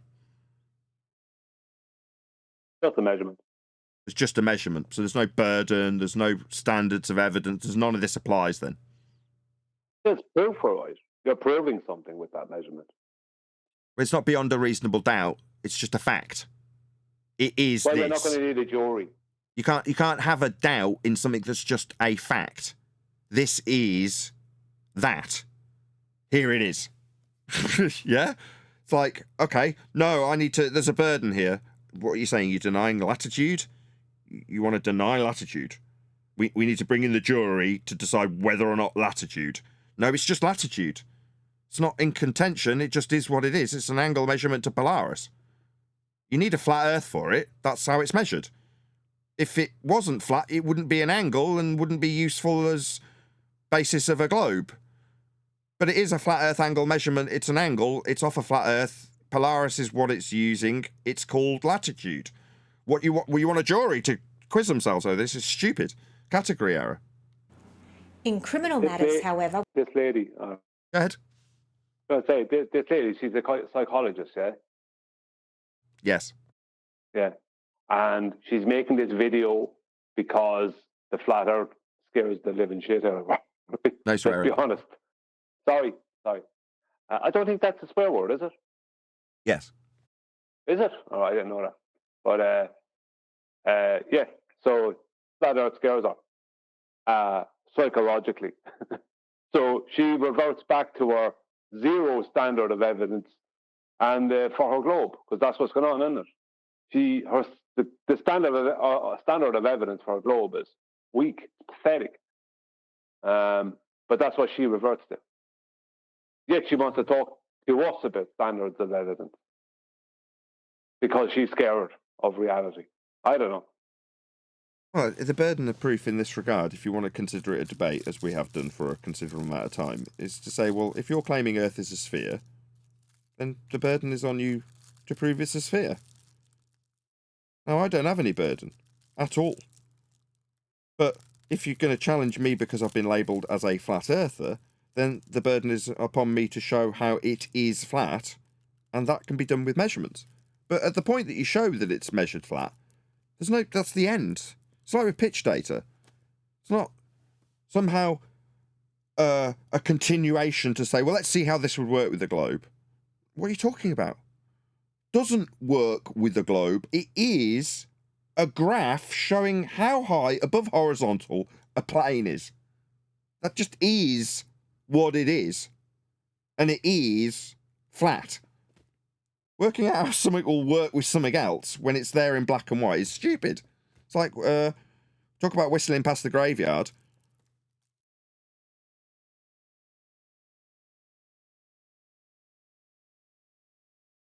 We require evidence beyond a reasonable doubt, and this is a much higher threshold to meet. And we can smash through the roof of reasonable doubt and beyond it when we present measurements. Then there is no doubt. Means the only logical explanation. Not logical. If I give you a measurement, you don't have to infer logic. Again, you're back in this category error. No doubt if measured. Now, if you want to deny, like I say, flat Earth elevation angles to Polaris for latitude, you deny a premise that the globe needs. You want to deny that they're measured flat, but simultaneously hold the belief they're wrapped around a globe. You can't do that. You need the measurements, and they need to be flat, their angles. It's the basis of the globe religion that has no evidence of any standard to back it. Because all roads lead to a flat Earth when it comes to the measurements. And when it comes to measurements, there is no doubt. It's not logically based. It's measurements. That can be derived from the presented evidence of the case has almost certainly been established, and that no other logical explanation can be inferred or deducted from the evidence. If the judge says, what's the tyre pressure on that car outside? And everybody, jury, judge, prosecutor, everybody, they all wander outside and someone plugs in a compressor with a gauge. And they show that it's 30. And everyone looks and everyone sees and it's 30. Then they go and get 5 more compressors of different varieties. And every one that they plug into the tyre shows that it's 30. At that point, there is no doubt because they measured it. Now, if you're suggesting that they need to go back in and deliberate about whether or not the tyre had pressure. Not if it's 30, just if it had pressure at all. No, there was measured pressure. Who gives a toss what the amount was? It was measured. So it is beyond doubt. There's no doubt left in anybody's mind because it was measured. Earth's the same. There's no doubt needed. By you, by me, by anybody. And if there is somebody out there who installs doubt and questions the measurements, I, as a flat earther, point out that their globe belief relies on those flat earth measurements. So if you deny them, you deny the genesis of your globe faith also. So you must accept them as measurements, or your globe has no measurements. Yeah, those measurements are flat, so you've got to really accept Earth's flat, because that is actually how it's measured. But that's where your globe comes from ipso facto, whether you like it or not. You can doubt the globe based on when you know the actual standards of evidence that's beyond all doubt when measured Earth is flat.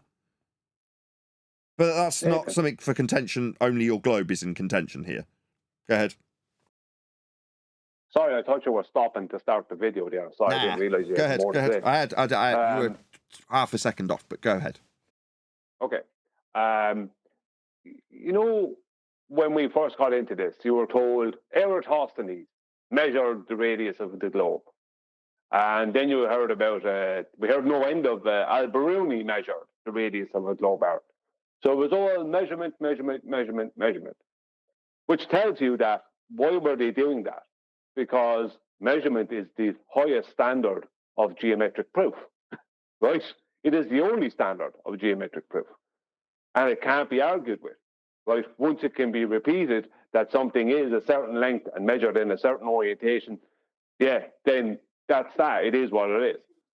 So what you find with most of the globe, I'm not talking about anti-flat earthers and that we deal with, but most people, when it comes to globe evidence, like this lady is bound to start trying to get in. She's talking about evidence. You kind of know where she's going with it. They don't tend to, unless they bring up Eratosthenes and that, they're not really bringing up measurement. It's a lot of other complete and utter nonsense that has no connection to a globe even. Or if it does have, it's something to do with some heliocentric outer space.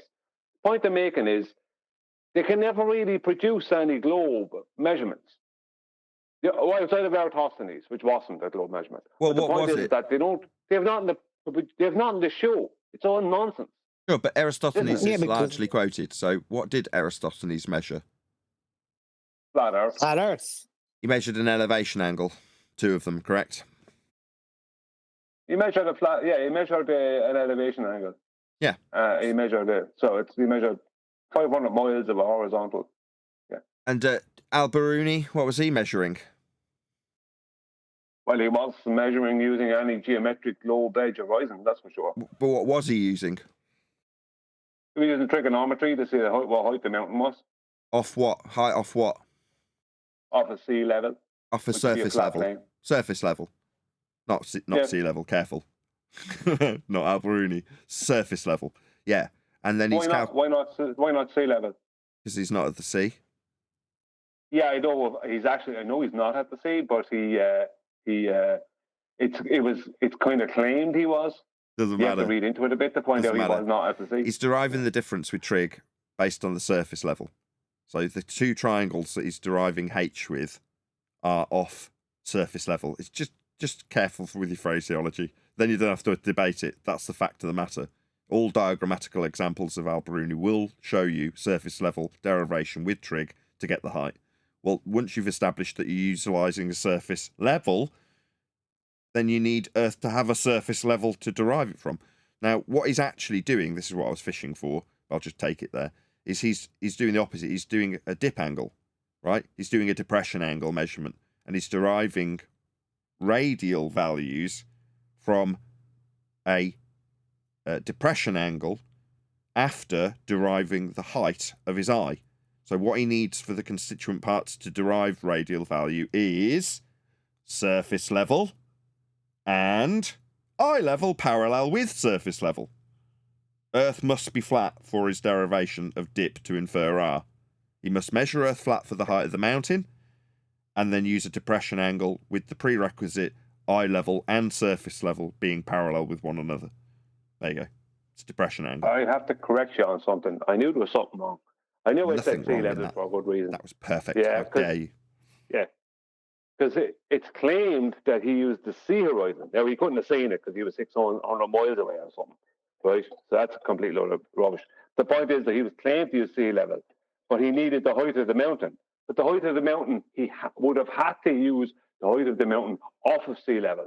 So regardless of what he used, whether it be a lake or anything else he used to get the height of the mountain off of the lake, he would need to know the height of the lake from sea level or from some other waypoint. Yes. Yes, but no. Essentially, the only way to know the height of the mountain is to know whatever you're measuring off, the height of that from sea level, and then add on. Yeah. In the strictest of accurate terms, yes, but that's not part of the story. Put that up to me. But it's not part of the story. It's just not part of the story, is it? He's not saying I'm going to get the height of the surface level that I'll derive the height of the mountain with the trig that I use off the surface level that I'm on currently. He's just on a surface level deriving the height of the mountain. Now you're saying, well, given the geographical location, he'd have to know the height of the lake before he knew the height to do the trig to get the difference from the lake to the height of the mountain. But he's not. He's just doing it with, if it's the lake, let's say, he's just got the lake as being a surface level he can utilise to get the height with respect to that. Now, if you're saying in the story, it says he uses a sea horizon. Yeah, the story makes no frigging sense. But because they don't put the caveat in that in reality they would need to do, we don't need to either. What's he actually doing? Well, he's measuring surface level.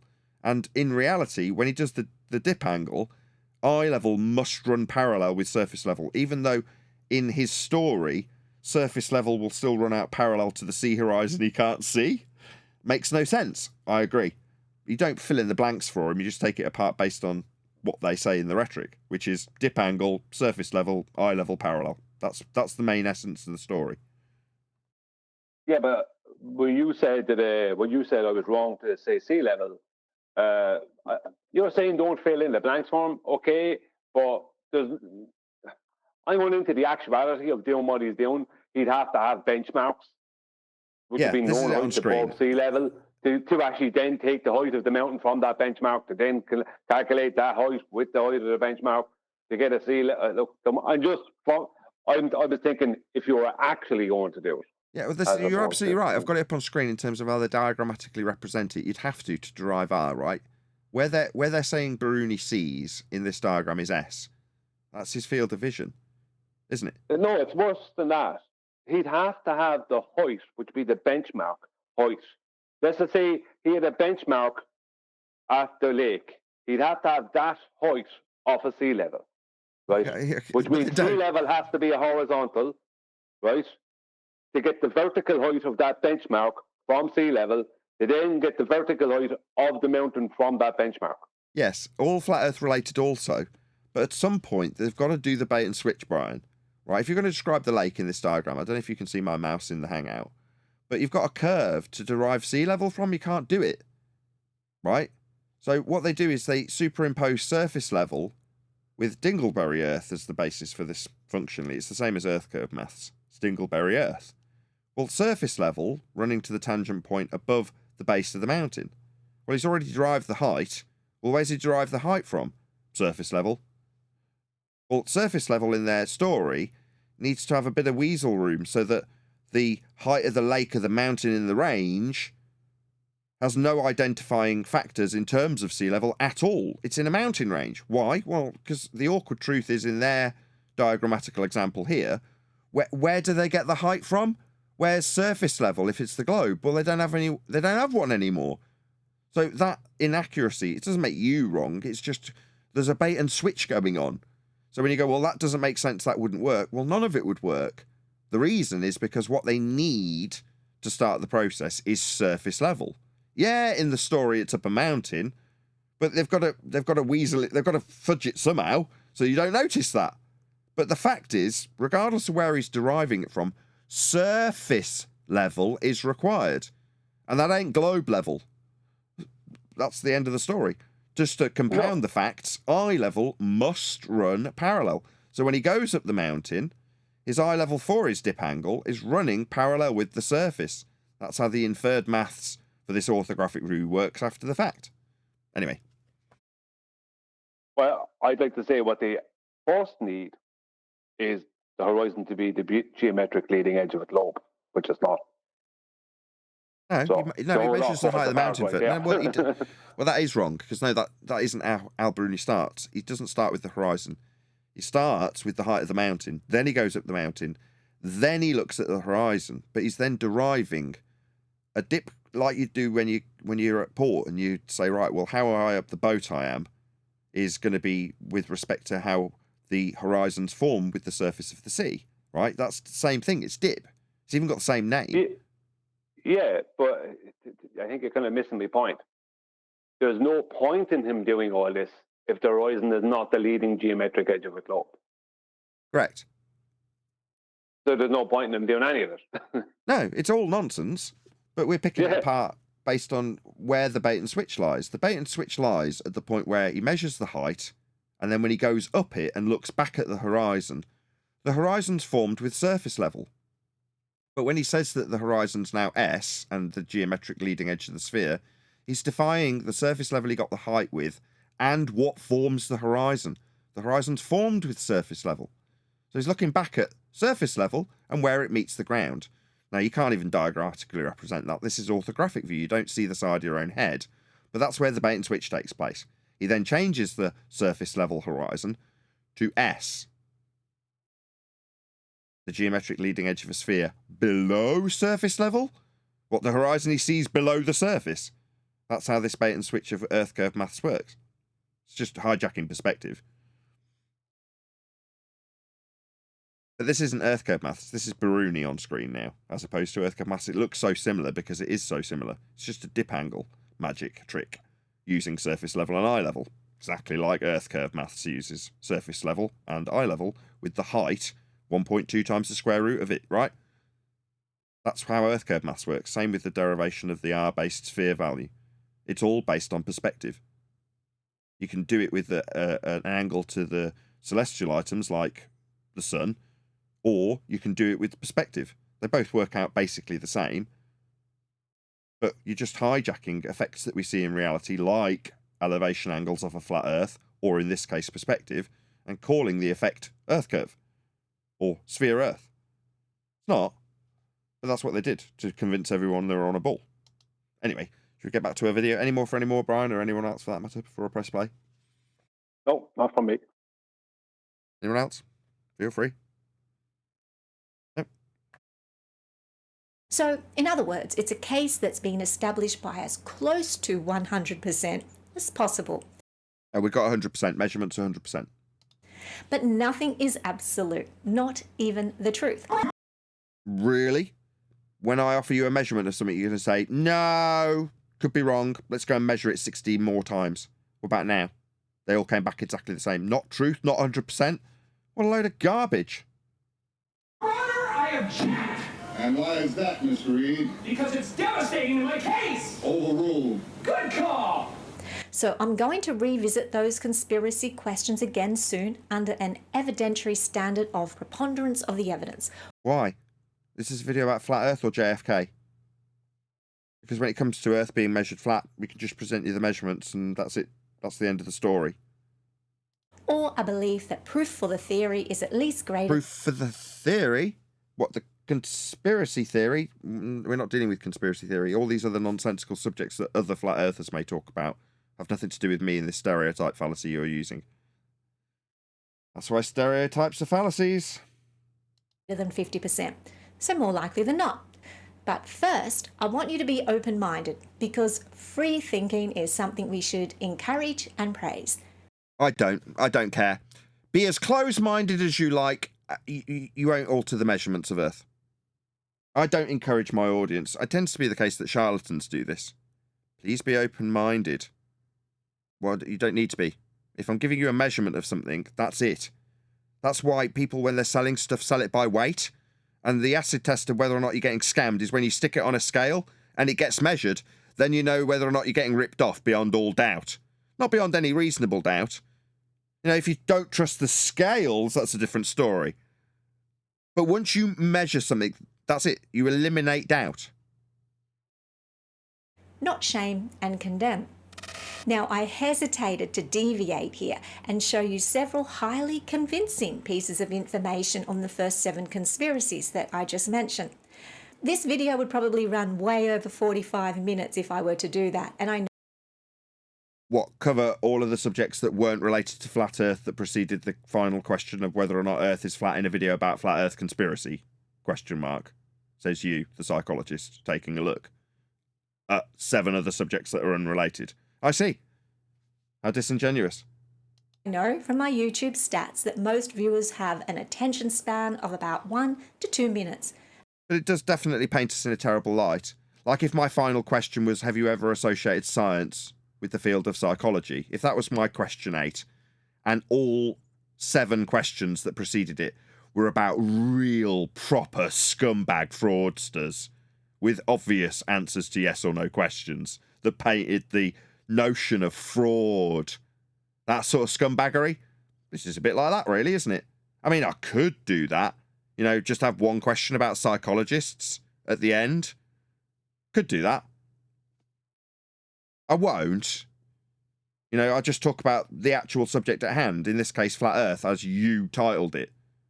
You know, I had to go past all the stupid questions that you keep interceding or interjecting into the Flat Earth part of your video. Now we're on to some other non-sequitur about the statistics and attention span of people. And then they're gone. So if you're still here now, then you are above average, at least in my YouTube data, and you likely have an inquisitive and an analytical mind. So thanks for staying around this long. Okay, my appeal to my audience, I don't care how long your attention spans are. Earth's measured flat.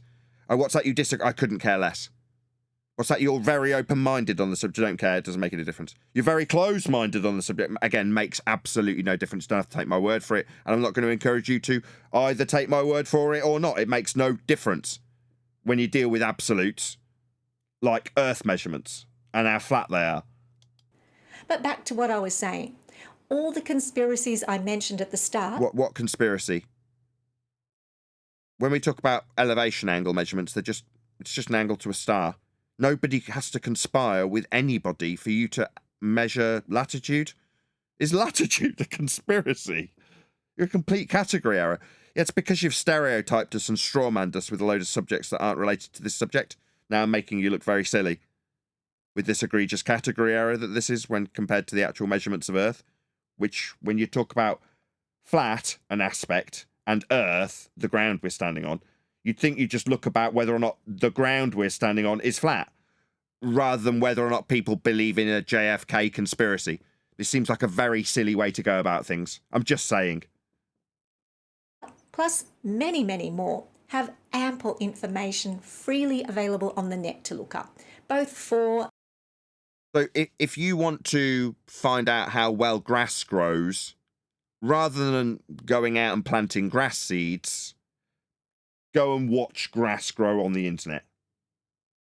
Alternatively, go out and grow some grass. Or by comparison, if you want to know if Earth is flat or not, go out and either perform some functional measurements that are useful in practical application. Let me think. Like measuring angles to stars. You know, like if for the sake of argument you were navigating somewhere and you were lost, you could utilize the flat Earth angle measurements to the stars to, say, not die. Therefore, looking at and practically using Earth as a flat plane of reference can stop you from dying. So I'm going to say that's a pretty good practically applied way of demonstrating beyond all doubt, leaving no doubt, because I've got people that I can still talk to that aren't dead as a direct consequence of them measuring Earth flat. So that leaves no doubt in anybody's mind. I don't have to highlight it or encourage people to trust me or encourage them to do any research. What I've said is self-contained. Like, bosh, take it or leave it. Facts. People aren't dead because they measured Earth flat. What, you want to contest it? Did you want a jury to preside over it? No, I present witness one, person who is not dead. And against. See, you can find evidence for or against anything you want these days. Really? Try and find me demonstrable evidence against latitude measurements. Go. I was just going to say that. Let's see how you get on. Find evidence against measurement. Sorry, go on. Yeah, let's see how you get on in your response to me when you give me demonstrable jury-based deliberations about latitude measurements. Let's see how you get on with those. I wonder how long the jury would deliberate about them. Go ahead, Brian. Sorry, or gas pressure without existing without a container. Let's see how good you do. I haven't got to that yet. I've what's the word? What's it called? Foreshadowing. I've dropped in a little bit of foreshadowing with an earlier example when I said, if the jury went out and got, whether or not there was pressure in a tyre. But that was just foreshadowing, Brian. But only a discerning and an analytical mind is prepared to, one, look at both sides of the argument equally and without bias, Notice that all of the stuff that she's put on is totally unflat Earth related. It's about vaccines and political issues. Completely unrelated. Showing her bias towards flat Earth as being just some kind of conspiracy theory. Yeah, but it's she not hasn't even. done the very thing she's claiming to people should do. Yes, she's suggesting she's done this research and she's in fact researched completely unrelated subjects and is now presenting what she has researched on screen with her straw man fallacy. That is to say, to present an argument that your opponent wouldn't make, to burn it. So based on her straw man, she's saying us flat earthers have an opinion on vaccines. I don't believe I've ever expressed an opinion on vaccines. Now, based on the YouTube terms of service that I read before considering whether or not to make an opinion on them, is neither in there. You have an opinion on them. Here it is on screen. You're talking about the people and their rallies and picket lines or whatever you want to call them, with their banners and placards about vaccines. You've got an opinion on it, and your bias leaks out in the footage that you use. I don't. I've never expressed one. Not to my knowledge. Maybe someone will say that you aired some very vague opinion about it once, maybe. But I don't have strong opinions on it, but according to this stereotype, I do. That's a stereotype, though, isn't it? It's a straw man she needs to burn to cement a stereotype about the person that she says flat Earth is. No, Earth, that's the ground. Flat, that's an aspect. Did you check whether or not Earth, the ground, had that aspect? Will we see any of the research that you've done in that regard? Or are we just going to look at the people and their quack psychology that you ascribe based on whether or not they believe in vaccines? Or JFK? Or towers that were, demolished? Or government inside? What? Who cares? I don't care about any of this. And 2, to have the sense to separate the evidence from the bullshit. So if you haven't already looked at the evidence for and against those theories, go and do so. Like theory? No, you're in a category error. I mean, maybe you're talking about scientific theories. I don't know. We're talking about measurements, though. You may be very surprised what you find, and what you find may just be a very large rabbit hole that you inadvertently start to fall down. But a flat Earth? Really? Well, no, I don't believe the Earth is flat.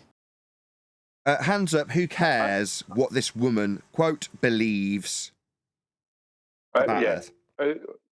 Why are you telling us about what you believe? Who cares? That has nothing to do with the measurement of the Earth. No, absolutely not. Your belief is inconsequential. We know it's measured flat. So why are you expressing your beliefs to us? Is this your belief? Is this belief going to tip the evidentiary standard as you chuckle about what you believe down your camera? We don't care what you believe. And furthermore, based on what you've said up until this point, this is a baseless assertion fallacy. Based on absolutely zero evidence, you believe? Who cares? I don't believe Earth is flat, just so we get this cleared away and squared away. I know Earth is flat because that's how it's measured. No belief required whatsoever. You don't believe it isn't flat. I think there is evidence beyond... Sorry, Nathan. Sorry, go ahead. Sorry, you can do a little J there, maybe. Sorry. I ruined the start of that there. Yeah, I was going to say, like, she pushed a lot of this kind of courtroom evidence, standard of evidence kind of thing. You know what I mean? She wasn't even talking about just outright evidence, right? She seems to think it doesn't exist. She seems to think you can argue with anything, even a measurement. But even with all that pushing of evidence, when it came to her view on it, on flat Earth, it was, I don't believe. So where does the word belief come into any part? Like, I mean, that you can't say in a courtroom, well, I don't really believe he murdered him. No one's going to accept that as evidence. Do you know what I mean? I don't really believe he murdered him. I don't believe it. Who cares? Who cares? Where's the evidence that he did or didn't? Do you know what I mean? No, you don't say you believe the measurements. When you give a measurement, are they to be trustworthy? Can I trust that these measurements are correct? Well, yes, because measurements are to know. Yeah, and the beauty of the measurements that we give, we'll give specific measurements like latitude so that when they deny them, you go, oh, right, so you don't accept these lines wrapped around your ball that were derived from these flat Earth angles you say aren't measurements, for example. So they're not measurements for the ball to rely on then. Oh yeah, they are absolutely measurements for the ball. Well, where does the ball measure them? Off a flat plane? Oh, well, no, I don't know what to do. Yeah, Earth's measured flat. You'd have to like it. Shout out to Goldie for gifting a membership, and shout out to Mark H for receiving a membership. Any more for any more? Or press play? A reasonable doubt to suggest that the Earth is a sphere. No. That's something you need to present. We'll see if you present it, given that the burden is on you with that claim. And reasonable doubt, I mean, you could try and ponder the reasonable doubt after the facts and measurements are presented. For me, there's no doubt whatsoever it isn't spherical if your inference that it is comes from measurements that are flat. It can't be. It could only be inferred to be spherical. Now, there's plenty of doubt, and yeah, it's reasonable or otherwise, it's neither here nor there. My doubt is based on the fact that the paradigm of a globe comes from flat Earth measurements.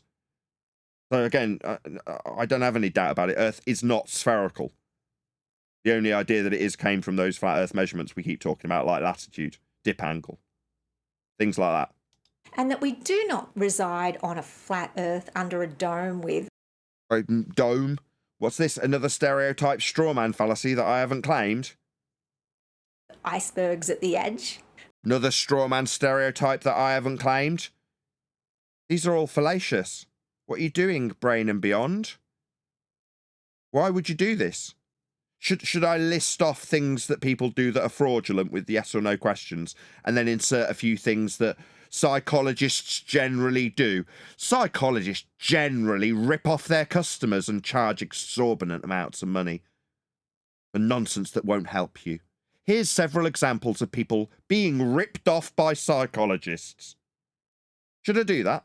Or would it be a stereotyping fallacy?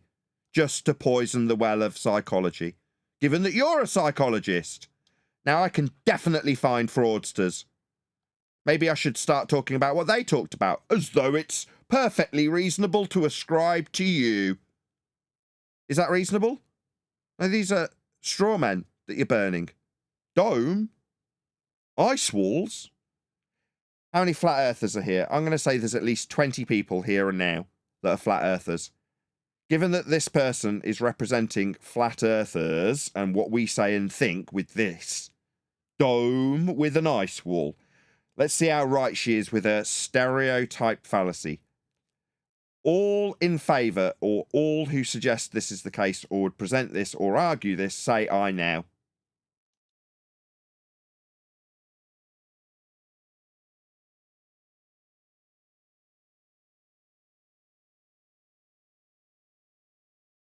Not one single person, flat earther, on either of my two panels would ascribe ourselves to this straw man you want to burn. Why are you doing this? It's just basically lies. If you're going to say, oh, I just thought that was... You said you didn't research. Now, if you've researched this, why would it be the case that not a single flat earther backs you in this? If you say that's what we claim, why do none of us claim it? Because it's a straw man that you need to burn. That's what it is. Like most of the arguments you made here. Go ahead, Neil. Nathan, she's very confused. I think she's supposed to be talking about the true earthers. Maybe they're the ones that are claiming ice walls and things like that. I think she's got it a bit confused. I don't care. I'm not going to suggest who it might be that she's stereotyping when I can ask people who are here now if any of us believe this. What did she call it? Bullshit? Got to cut through the bullshit, have you? Have you done that? None of us have accepted this. So you haven't done that. Cut through the bullshit, that is. End quote her. But I gotta say, I have seen some pretty cool clips and videos that attempt to cast doubt on the matter and lure me into that rabbit hole now and then. But beyond reasonable doubt, no. So this generalization stereotype straw man is your standard, based on your graphic and no one else's, nothing's been cited. What about a wouldn't say so. preponderance? Go ahead. I would say her standard is leaning on her position as a psychologist. I'm a psychologist, so if I tell you it's not flat, that must mean that it's true. That's what I'm getting. It's like, I read a video about all psychologists being fraudsters. It was very, very convincing. I mean, I'm not 100% convinced that all psychologists are fraudsters, but this video definitely lent heavily on it that I read. The video I read definitely made that clear. No citation needed, nothing needed. I'll just say that, generally speaking, the impression I got was that these people are frauds. Was that the impression that you got, Brian? Just as a general, we could chat about it like it's an absolute fact kind of way. it was, and what really lent credence to was Adam, who was a pharmacist, and Dr. John Dee, who was a spectroscopist, were there, and because they both have like degrees and PhDs, that when they told us that all psychologists are con artists, it must be real. So you're basically telling me that science, these are basically people who are science, aren't they? Adam is science, and PhD John Dee basically is science, and they said that psychology is fraud. She's a psychologist, though, Brian. You're telling me that science says it's fraud? Wow. It's amazing how easy it is. Yeah? Brain and beyond.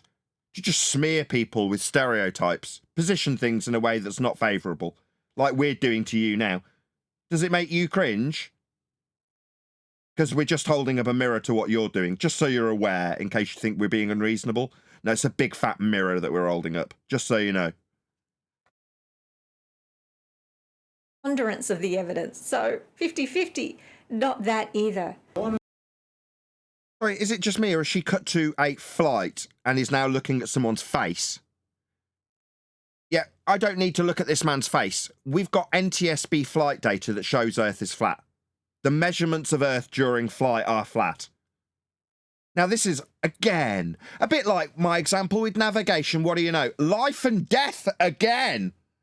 Yeah, but for the fact that the NTSB look into the data that shows Earth measured flat, they wouldn't advance the safety of the passengers you see fit to quiz based on what their looks and words say. I don't care what comes out of this man's mouth. I don't care that he's got a pilot's hat on.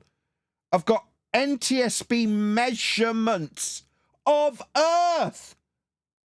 But you think we should concern ourselves with this, do you? Oh, really? Now, if you'd have done a little bit more research, you might have found your way to somebody who's actually a flat earther. Now you found your way to me. My name's Nathan Oakley. I'll be sending my audience of almost 100 people. Thank you very much to all of you who shared the show. Wouldn't be anywhere near 100 people if people didn't smash the share button for my show. And indeed go along to other videographers, in this case Brain and Beyond, to let them know at Nathan Oakley 1980 sent me. So if you are currently amongst the almost 100 people in my live stream chat, please click on the link that's going by in the live stream chat and just leave a polite comment, if I can get it out, that alludes to the fact that we have covered this videographer's video. And in the politest possible way, just let them know at Nathan Oakley 1980 sent me, and help her along in the YouTube algorithmic love that we definitely do not receive as flat earthers from YouTube. We're censored heavily. You won't find us if you do a cursory search. So, to be fair, it's not all her fault. She's led down a path by the hand. She just didn't know it until now. She didn't find me, and that's not entirely her fault, algorithmically speaking. But given that my audience is now absolutely directing her to us, and she'll know in no uncertain terms, not beyond any reasonable doubt, but beyond all doubt that Earth is measured flat, and that her faith she so blissfully was unaware of. Yeah, you didn't know it was a faith, did you? Yeah, well, my audience will be making you aware, and if you listen to what I have to say, you'll maybe look into the validity of the measurements if you don't believe me because of a stereotype that perhaps I'm not trustworthy when I talk about angle measurements to stars for things like latitude, like absolutes and facts and things like that.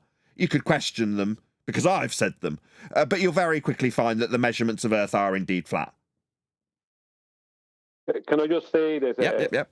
Flight requires the Earth to be a flat plane, because the lift effect for positive lift, you require a pitch above horizontal at all times. So they need positive lift to account for the weight of the plane and the flight from A to B. So if they're flying for 5,000 miles, then they need to have a pitch above horizontal for that 5,000 miles, which means that they have to fly horizontally. And I could add more to that. I'm not going to add it now because I'd make this too long. But yeah, if the Earth wasn't flat, planes wouldn't exist. Put it that way. Yeah, no lift. I don't know, because they say the pilots know a lot. Do you think the Earth is flat or no? Who cares what he thinks? I'll just refer to pitch data again. Life and death information from the NTSB. That's what we have. It's measured flat. Earth, that is. Not whether or not I think about it or believe in it. I know it's flat. You know it's flat? Sorry, flat earthers, you do have some goodies, but not good enough to tip the scales in balance. Oh, that was a pilot saying he knew it was flat. Why would she use that? Did he say he knew it flat? Could you put it back on again? I'll rewind it. Right. Ah, perfect. Kim's joined, so she can read out a comment to at least round out the live show with. Hey, Flatsy, how you doing? Hi there, how are we doing? Very well, very well. We're just going to get a bit of a replay on this. No. What about a preponderance of the evidence? So, 50-50. Not that either. I want to know, because they say the pilots know a lot. Do you think the Earth is flat or no? I know it's flat. You know it's flat? Yeah, that was a guy saying, some people say that the pilots think Earth is flat. Do you think Earth is flat? Pilot laughs and says, I know it's flat. A bit like we say it. Yeah, that's because he gets the same data that we're now leaning on from the NTSB. He's flying with respect to a horizontal plane of reference. He's got gyroscopic motion to make sure he can reference the horizontal the whole flight. He knows it's flat because he's got measurements that prove it. He's a pilot. Now, we didn't have that data till very recently. Now we do, and we can show it you in black and white also. Earth's measured flat. Pitch data. Go ahead, whoever that was from G+. Sorry, just laughing, just saying, yeah, he knows that when he pitches below horizontal, which he'd have to do to fly around the globe, the plane starts losing lift and falling out of the sky. He knows this because he does it all the time. He knows what happens when you pitch down. That's why he doesn't do it. And he knows, and how does he know? Because he sees something that shows his altitude decreasing. And what's altitude that's decreasing?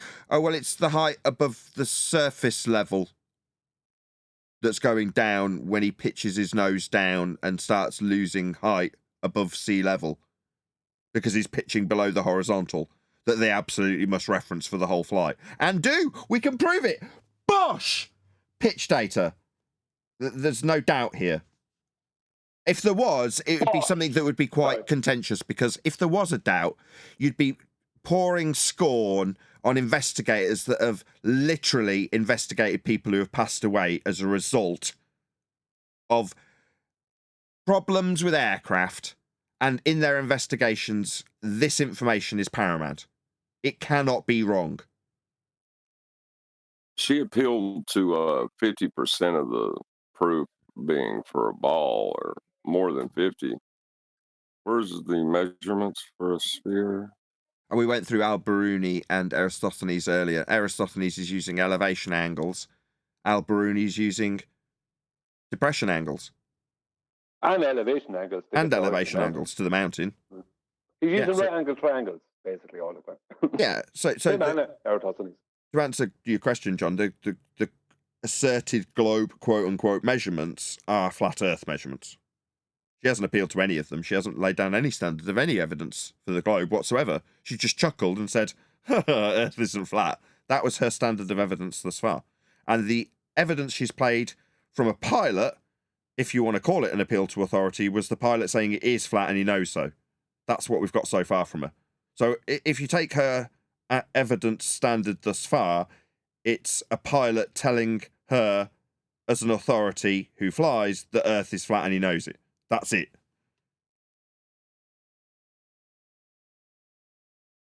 Yeah, John, when we go to speak about the globe measurements, we always end up speaking about a flat plane. Don't know why that happens.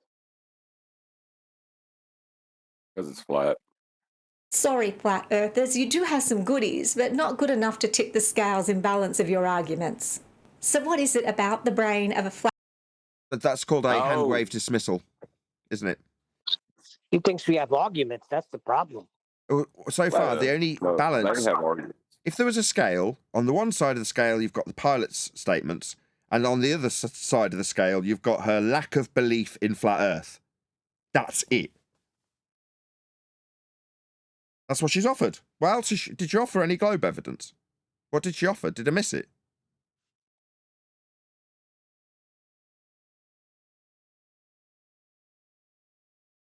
Did I miss something? Did I miss her globe evidence? What have we got? Nathan, she did not provide any globe evidence. She offered a straw man. It is possible. Go on. It is possible that her appeal will be to the flat Earth measurements, but first she has to destroy the idea that it's flat before she can present that evidence.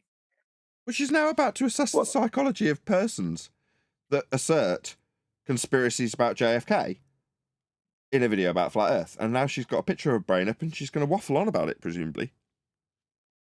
Well, what she did do is what I've noticed a lot with people like her, is they talk a lot about evidence. They don't show any evidence for what they're going to claim is reality. They straw man flat Earth, and they lean on, like she's leaning on the fact she's a psychologist. So she's leaning on her education. And then she says, I'm sorry, but the evidence just doesn't stack up when she hasn't shown any globe evidence at all. Flat earther that does compel such conviction of belief, even when the rest of us just can't see it. Well, that's because the people who can't see it are stupid and look at whether or not people engage in JFK conspiracy chit-chat as opposed to Earth's measurements. Now, why would I engage in a belief? Well, it seems that your belief in what people believe has led you astray also, because I don't believe that. And I did a little straw poll of my panel and nobody put their hand up when they had your representation of what you think we believe. Now you're going to give us an assessment of our brain capacity and thought processes based on what you thought we thought, which was wrong. So from this point forth, everything she says is wrong, because she's basing this assessment on stereotypes that are incorrect. I've demonstrated that fact. So it seems that when science said that these people are frauds, Brian, science was right all along. Science being Adam and Quantum Eraser and anybody else who's poured scorn on psychologists and their pseudoscience. Because science says they're frauds, and now we've proven it, because she's going to give her assessment based on things that are incorrect, and proven so by us here today. Well, that's a bit of a disappointment. Sorry, Nathan. Yeah, I spoke to Adam only yesterday on the phone, and Adam's a pharmacist, and he told me that psychologists are rip-off merchants, and they're also all terrorists. That's what he said. All terrorists. And because he's a pharmacist, so that has to be true. See, so science can't be wrong. They are pseudosciences by their very nature. Yeah, we're just holding a mirror up, though. I don't care. You know, if this was actually laden with decent research as opposed to strawmen, then fine. You know, I don't care if she's legit as a psychologist or not. It's just holding a mirror up to what she's doing to us. Well, see, there is the slippery slope that leads. Go on. It's not that I'm saying she is illegitimate as a psychologist. I'm sure she is very good at what she does. But the entire field of psychology falls within pseudoscience because most people associate it with science. I see. Straight down to the bottom of that rabbit hole. Let's have a look a little bit closer. You see, the first 7 questions I asked you all have some genuine pieces of persuasion that are very hard to overlook. And again, all this is freely available on the web if you want to check it out, such as Stanley Kubrick's involvement in shooting parts of the moon landing, the relatively solid evidence we now have around efficacy of the vaccines, The fact that pharmaceutical industry has lied many, many times for profit, with Pfizer facing thousands of lawsuits for medical injuries and setting a record-breaking fine of $2.3 billion to settle civil and criminal charges regarding its marketing of certain drugs. Who cares? Literally, who cares about any of this in a video about Flat Earth conspiracy? I mean, it may be interesting in a video about this, which is not Flat Earth related in any way, shape or form. And whether or not people have an opinion on this has no bearing on the psychology of Flat Earthers as she's assessing it on this. And if you haven't seen the documentary In Plain Sight, or even multiple documentaries and inquiries about the US government's knowledge, negligence and complicity of both 9/11 and Waco... Oh my God, the penny's dropped. She's the conspiratard. She's watching this garbage. She's the nut. She's projecting this onto us. I was waiting for you to say that, because as soon as she started talking there, I said the same thing came to me only a few minutes ago. Yeah, she's into all these conspiracies. Oh my God. Oh, well, let's just give her a rude awakening.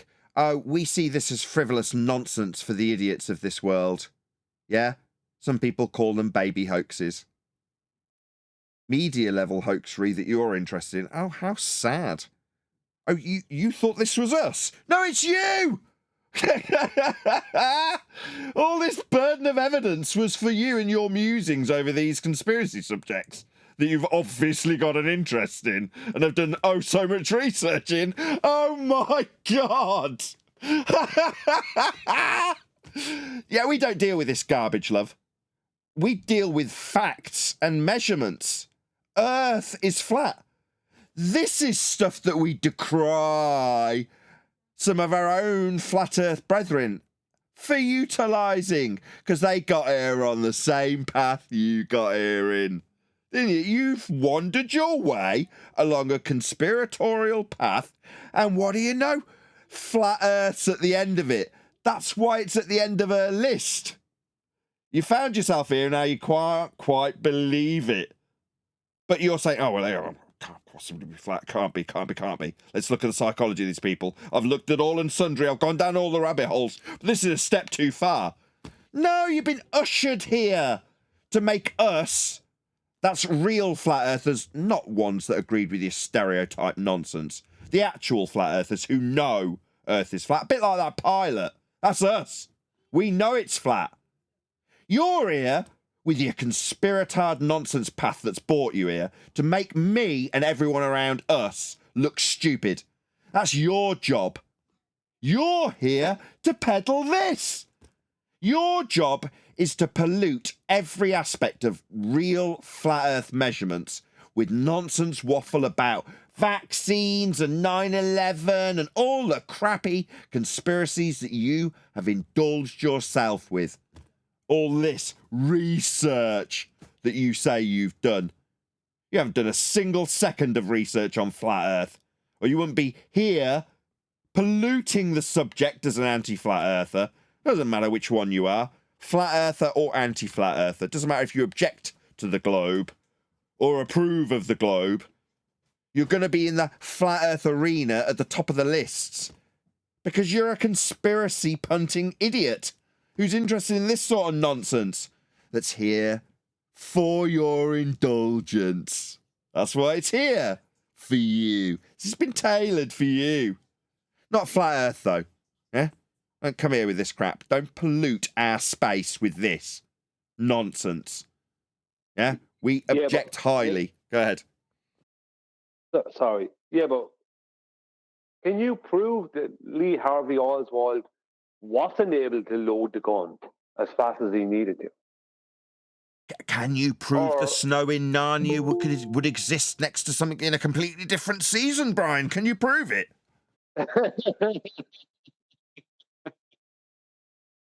No, I can't. I can't prove it. But I can do a lot of talking about it.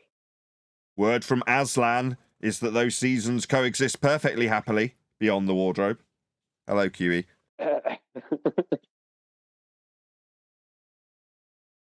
Yeah, just in summary for the live stream, as we didn't actually get to it, I thought we'd get to it sooner. She was going to cover moon travel in one of those lists.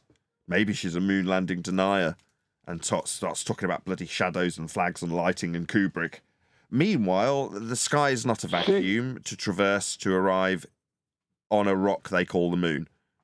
I don't know what the moon is, but they definitely didn't traverse a second law of thermodynamics violation sky vacuum where the gas we are breathing at high pressure is not dispersing into the area of volume they are claimed to traverse to arrive at the moon. No, that would involve them traversing a low pressure system that our gas at high pressure isn't going into, in violation of the second law of thermodynamics.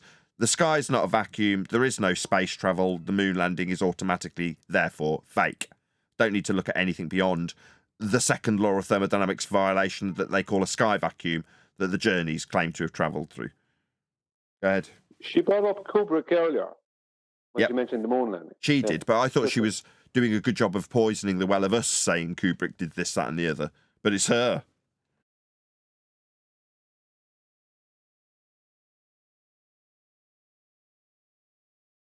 Something to follow that up? Yes, she brought up Kubrick.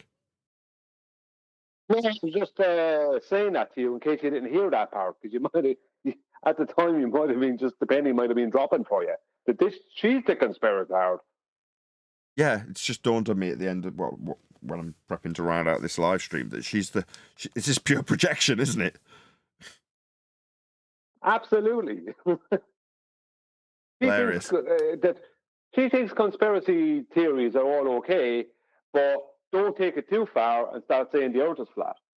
No, it's not a conspiracy theory at all. If I measure my hallway, is that a conspiracy theory? If I measure it to be 16.2 foot, is that a conspiracy theory? But the Freemasons govern the tape measures.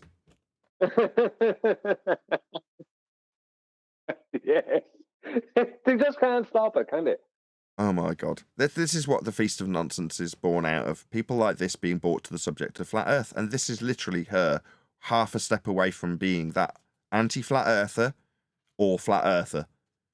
And going, well, I mean, I figured out the vaccines are either A, B or C or D, E, F and G. Whichever she sits on the fence of. Who cares which one? But this is a step too far. JFK, I mean, I've looked into all the details and I've looked at... Who cares?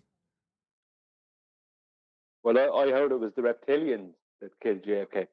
Just let you know. It was the Mandela effect. That's why we remember it that way, Brian. But no, alas. Right, I'm going to round out this live show. If you are watching this on either Nathan Oakley 1980 or Nathan Oakley Premiering streams, then stay tuned, as there will be an after show to follow. After saying there was no evidence. Yeah, after saying there was no evidence for a flat earth, it's like, to me, what makes sense is that the pilot was just stating facts. Yeah, he knows it's flat because he has to traverse a flat plane, flying an instrument, an apparatus that requires the earth to be flat for it to work in the way it does. So it's too real. There's no conspiracy. That's the problem. There just isn't a conspiracy there. So that's why she can't accept it. For her, there needs to be a conspiracy there, maybe for her to accept something. It's just it's just flat. It's measured. The measurements, flying. When is this video from? Does anybody know? What year? Probably recent. I think it is recent. We'll keep covering it. It's from 10 days ago. 10 days ago, and still they're not talking about the measurements? What's going on? Yeah, but that's the problem is that, like, I was just saying there, Nathan, I don't think you heard it. I was saying to John that she played this clip of a pilot saying, "No, I know it's flat," and he chuckles when he was asked, "Do you think it's flat?" He loud chuckled and went, "No, I know it's flat." Now, unless he's being completely sarcastic, it's like he's just telling the truth. But the problem is there's no conspiracy there. It's just it is what it is.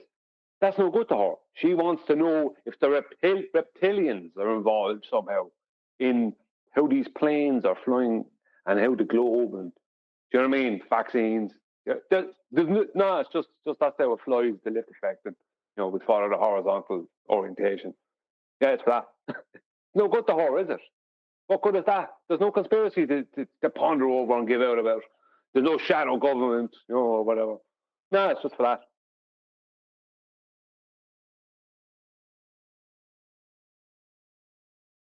And he should know, right?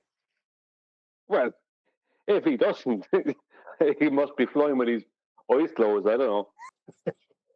We'll cover a bit more of a video. I'm just going to get a coffee and then we'll cover a bit more of it. I'm quite intrigued to see where, because it's caught me off guard with where she went with that, which was very amusing. But maybe she'll do it again. It's worth covering a bit more of it. But I'll grab myself a coffee first. No worries. QE or someone will keep us occupied. He normally won't shut up.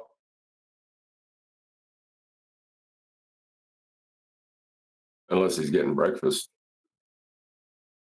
If he doesn't, that So there's means a he's no twofold longer point. QE, scrumpus. There's a twofold point there, which is a lot of pilots have been on record saying they never consider it. They never actually think whether they're on a globe or flat. They just fly their corridors, they do their job. It never crosses their mind. That's what some of them that were interviewed by the guys that went and asked all the pilots said, right? They just said, it never crossed my mind. I just fly my plane. And I don't think I'm in a globe when I fly my plane. I don't think I'm on a flat when I fly my plane. I just fly my plane. And transversely, this lady not being aware of the measurements, not talking about it, is simply as that. She's not aware of it yet. So at least on the twofold, you got people who are involved in either trying to critique flat Earth or doing something that requires a flat Earth, but are yet completely still unaware. Yeah, that's what I was asking. Like, is she just basing her synopsis on, like people who believe Earth's flat and don't know why? Well, she's aware now. She's aware now, guys, because Flatty made her aware. Flatty took it to her and made her aware. And they started a cordial conversation, which may yield fruit in the future. We'll see what happens. Well, John, she did play a clip of a pilot saying, I know it's flat. So I don't know. Like, I mean, the pilot says he knows it's flat. I mean, he'd have to know that. Be saying that, wouldn't he? Maybe Flatty will get through with a pilot can't. Do you want to read I mean, if he was an electrician, you could go, well, he's an electrician, but that's him saying, I know it's flat. You'd be asking him for, how do you know it's flat? You'd need evidence. But the pilot says, I know it's flat. You don't need to know why he's saying that, do you? What has led him to that conclusion? Okay, fair enough. He may not have thought about it before he heard about the subject of flat Earth, but once he thought about it, he went, yeah, I know it's flat. It has to be. Do you know what I mean? So you don't even have to go to the pilot. How do you know it's flat? It's like his whole job involves a flat plane. Right, but that is a good question to ask after that, right? So if you ask a pilot, hey, is the Earth flat? He says, yeah, you go away and just take his word for it. I mean, that's really not appropriate unless you understand why he has an authority to say whether it is or isn't. And so the appropriate question, if you don't know the answer already, is to ask, well, how do you know that? Yeah, but you don't really need to ask a pilot how he knows it. If a commercial pilot is telling you he knows the Earth's flat, that means that what he's doing, he'd be literally proving to himself that it's flat based off of all the things he learned. And yeah, but he could be wrong. He could be wrong. Yeah, but he could be wrong. The pilot can't be wrong. The pilot can't be wrong. That's how planes fly. That may be true, but the person, look, that may be true. That may be true. That may be true, and we all may agree on that point. But the person asking, if they don't know why the pilot's opinion matters or the pilot's knowledge matters, they have to know why. The person asking who doesn't yet know, that's what I'm trying to say. That's not unreasonable.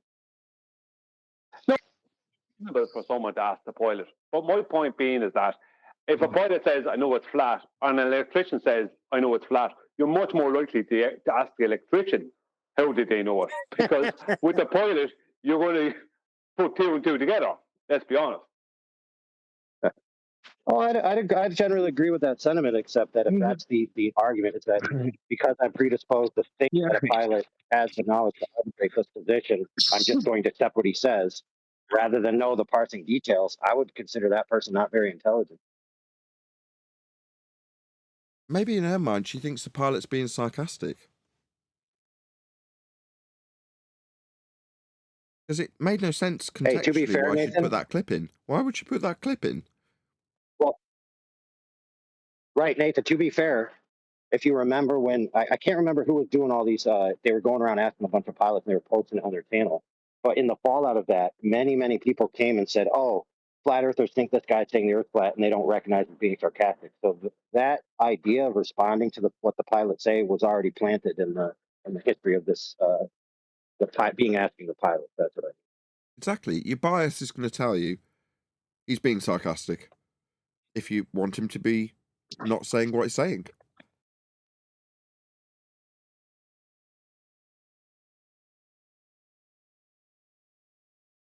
I like the deception detective's attitude. People say what they say, and you can only take what they say to mean what they've said. Everything else beyond that is irrelevant. How they say it and what their body language is doing at the time, irrelevant. What did they actually say? What were the words they used?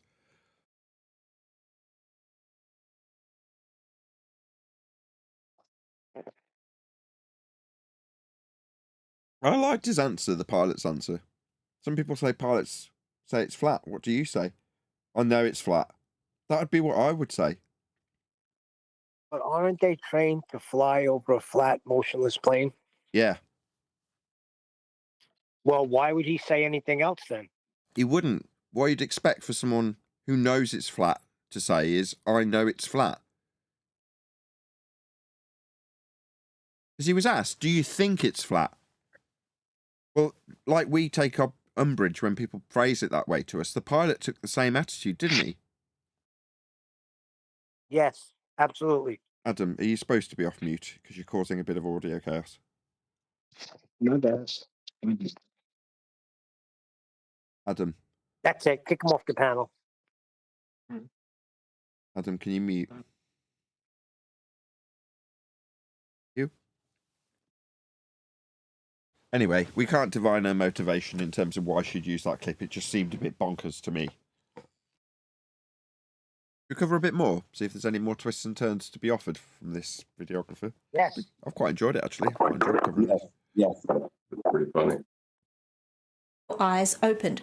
Similarly, evidence around the JFK conspiracy, hidden extraterrestrial encounters and/or communication, and secret organizations is all pretty hard to squash completely. And I'm so tempted. Hard to squash? hard to prove. To digress and show you, but there is so much out there if you're really interested. And it's not the purpose of this video to open those cans of worms. Suffice to say, at least in my mind, that all these have a case established that by evidentiary standards is 50-50, and only an independent... In this woman's mind, it's 50-50 whether or not we've got aliens from UFO crashes, that is to say, from the sky vacuum. 50-50. That's what she thinks. Yeah, but you know what? She's one of these people who love neutral outcomes. Like, if she was a flat earther, she'd be watching Globebusters, because they deal in neutral outcomes. When the pilot chuckled, when he was asked, do you think it's flat? He chuckled and said, I know it's flat. That's no good to her. It's a definite. No, she wants to have the ambiguity, of it may or may not be. You never know. I see. Well, it's all up for debate. Let's just rob that ambiguity for any listener. There's no aliens coming from sky vacuums for the same reasons given on the live show. If the sky was a vacuum, the gas we breathe would fill the availability of volume they call space, in line with the entropic law known as the second law of thermodynamics. Ergo, any claims that aliens have come from that area of volume that cannot possibly exist is like saying, yeah, we've got lions because they came through the wardrobe. Yeah, you have to think that there's soil in the sky floating around, and that's ridiculous. And you know that wardrobes exist because lines do. Nice bit of circular reasoning. Very good. Biased and free-thinking brain is going to try and work out where the last pebble goes that tips the scale one way or another. So go and have a look and see where your allegiance lies. But why am I using flat earthers as an outlier? And what is it about flat earthers' brain that is different? Well, here is the thing. All these... Anything she says now is just made-up nonsense. Isn't it? She's just She described uses a lot of... She uses a lot of specific, like, triggering words, like almost like allegiance and free thinking brain. Well, she's not a neurologist, is she? She said Psychologist. tip the scale. She thinks there's a scale here? Yeah. She's in a category error. She thinks it's based on legal standards. Did she elaborate in any way after she played the clip of the pilot saying that he knows it was flat? Did she elaborate? Did she make a statement after playing that clip? Yes, her statement was flat earthers will take any old standard of evidence or something to that effect. Just baseless hand wave. Where we have Was she some... attacking? Well, yes and no. Yes and no. If you show someone a pilot saying I know it's flat, and then you just say now I know it's flat, and you conclude that your knowledge of it being flat based on that pilot saying it's flat, and that's the evidence that you've come to conclude with, then yeah, that would be wrong. Yeah, I'd agree with that. He knows it's flat. That's why he said he knows it's flat. But you're having to ask him, so clearly you don't know, or you wouldn't be asking the pilot. But if you say, now that the pilot told me he knows it's flat, I appeal to that authority, therefore I know it's flat. No, you don't. You now have an affirmation of your belief in it being flat because a pilot, in a position of authority, who could potentially know either way, told you he knew. I don't mean you know. You were told by the pilot. That's all you've got. It's not a very high standard.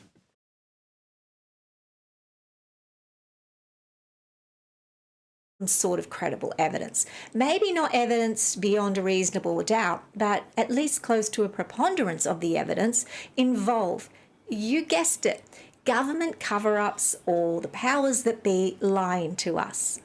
So if you... No. Nathan. Latitude's not lying to anybody. What's she on about? Ed. Yeah, I got issues with that flight too about the pilot. Yeah, Nathan, about what you just said there about the pilot, I would say you can take it if a pilot is telling you it's a globe, you need to be questioning the pilot, right? I don't care what the situation is, because there's certain things you would have to do if it's a globe. You know, you'd have to account for certain things. But if a pilot in today's day and age is telling you they know it's flat, you can kind of put two and two together and go, I know why that person is saying that. And I know why they know that, because of what they do. So I wouldn't, like, for an everyday person, maybe you might feel like asking them, but as I made the point earlier, that to AI, that, I mean, if an electrician is telling you he knows it's flat, then you're likely to go, well, how do you know that? If a pilot is saying to you he knows it's flat, you kind of, you know, there's less of a need to ask, how does he know that? Depends on the person, because if you, like we said, if you just ask a pilot and he says, I know it's flat, and you walk away saying, therefore I know it's flat, that's a logical fallacy, plain and simple. There's no cutting around it. Yeah, it'd be different if you said... You can't say it, but you can take it that there's a reason why the pilot is saying it. Yeah. It lends a lot more weight than an electrician saying it. Yeah, it lends more weight to a flat earth belief.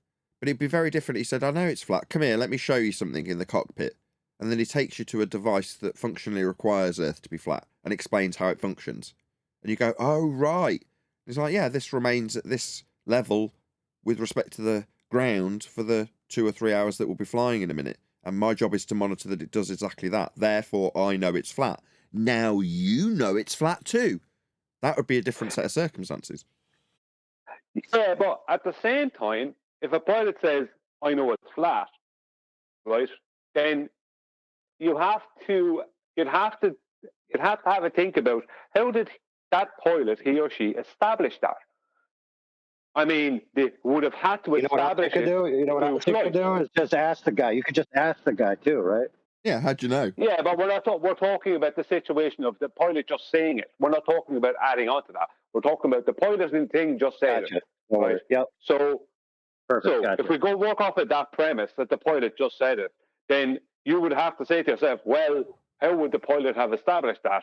And you'd have to go, the obvious logical step would be, well, they would have had to establish it through flight. What other better way would there be? Because he's traveling across the earth all the time.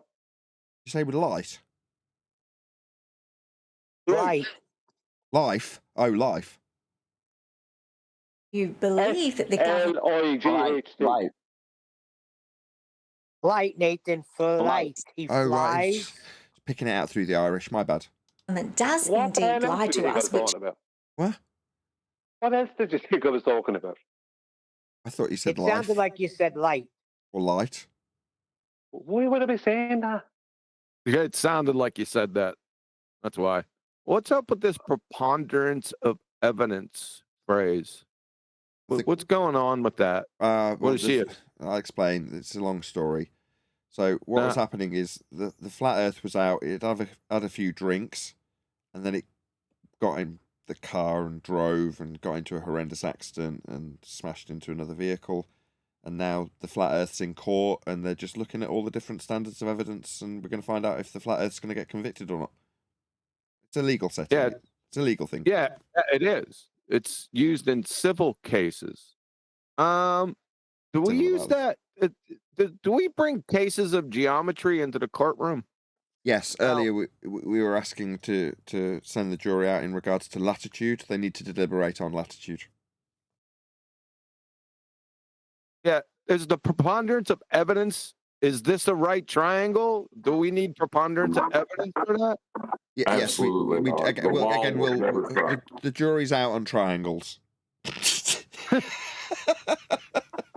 The law will never try a fact. That is an axiom of law. So no, this is not a question of law. No, She's a bit confused, isn't she? Yeah, she's in the category error.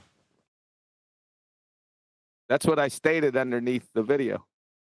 But I didn't watch the video. I just went off her comments in the comment section. Too funny. I absolutely do, then it can be a fast and furious slip from independent thinking to absurdity. It's a bit like a literal slide. You start getting too much speed and momentum, and it's hard to stop and get off. And if you're sliding so fast... I think I need an extended explanation of a slide. This is great. Thank you so much. ...that you've lost control, then there is nothing but absurdity and ridicule waiting for you at the end. So a creative, skeptical and analytical mind is good, but be careful you don't take it too far and, for flat earthers, fall off the edge. So why do some people believe... Sorry.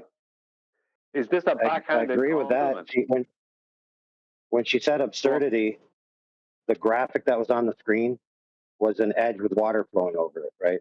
It's basically insinuating that flat earthers think these absurd things rather than, like the pilot said, I know the earth is flat, right? So she's using this infographic technique, right, to prime your mind subconsciously for her audience to be like, okay, when I say absurd, you think flat earthers believe either floating disk in space or flat earthers believe water falling off an edge, just like in the old maps and in the old stories, yada, yada, yada. Yeah, she's scratched the surface of this subject after professing to be well researched in vaccines and JFK and 9/11 truth, and she can make her recommendations of where for you, the audience, to do your research. And then it comes to a representation of flat Earth, and it's just like flat Earthers think that water falls off the edge with like the equivalent of like New York City in the background, and then in the bleeding harbour you've got an edge with water falling off it like a waterfall. It's like, it's horrendous. It's back to the, I don't want to do it a third time, hold the mirror up with me describing the frauds that are the charlatans in the career that she's chosen. In a flat earth. Of course, by comparison, that's not even a fair comparison, because at least in my comparison, what I'd be saying would be true.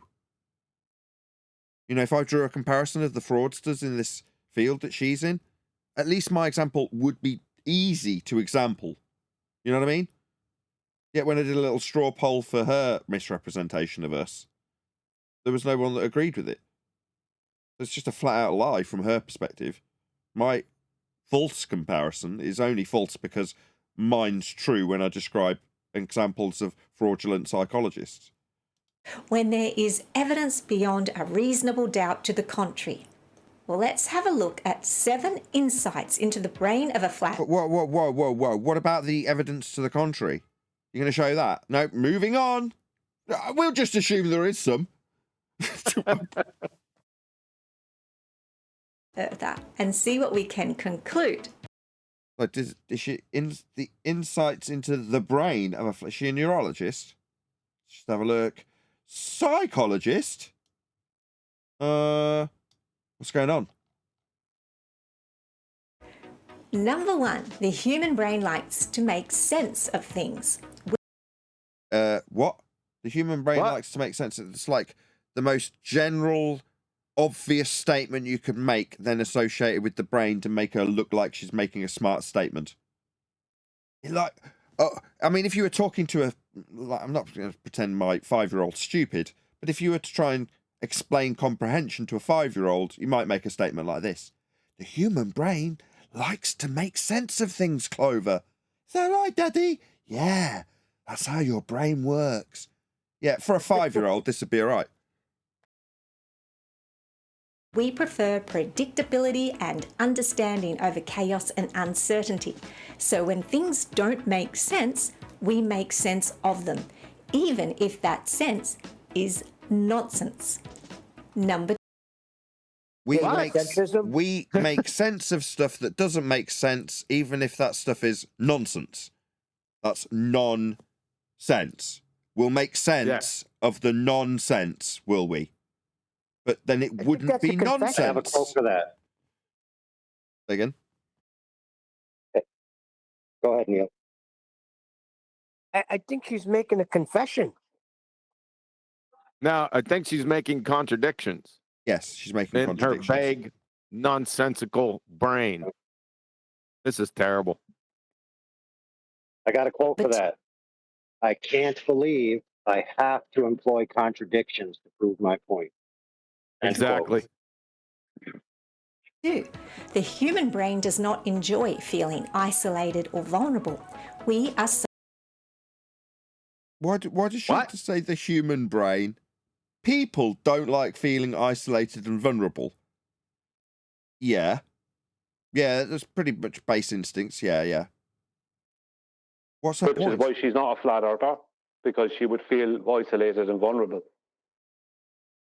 She's Social. literally giving the game away. creatures and we want to fit in. What the hell does how isolated I feel have to do with Earth measurements? Pray tell. Anything? Oh no, I'm feeling really isolated at the moment. Everybody's gone out. I'm feeling very Let me ask alone. my brain. Does that make any difference on the measurements of Earth? If I'm feeling isolated or vulnerable? The amygdala and the insula is the drama center of our brain, and it's thought to be overactive in the conspiratorial mind. I see. And which part of the brain is lit up when we talk about measurements? When we feel alone or vulnerable in our belief. Right, has she studied this? She's telling me about various parts of the brain that function.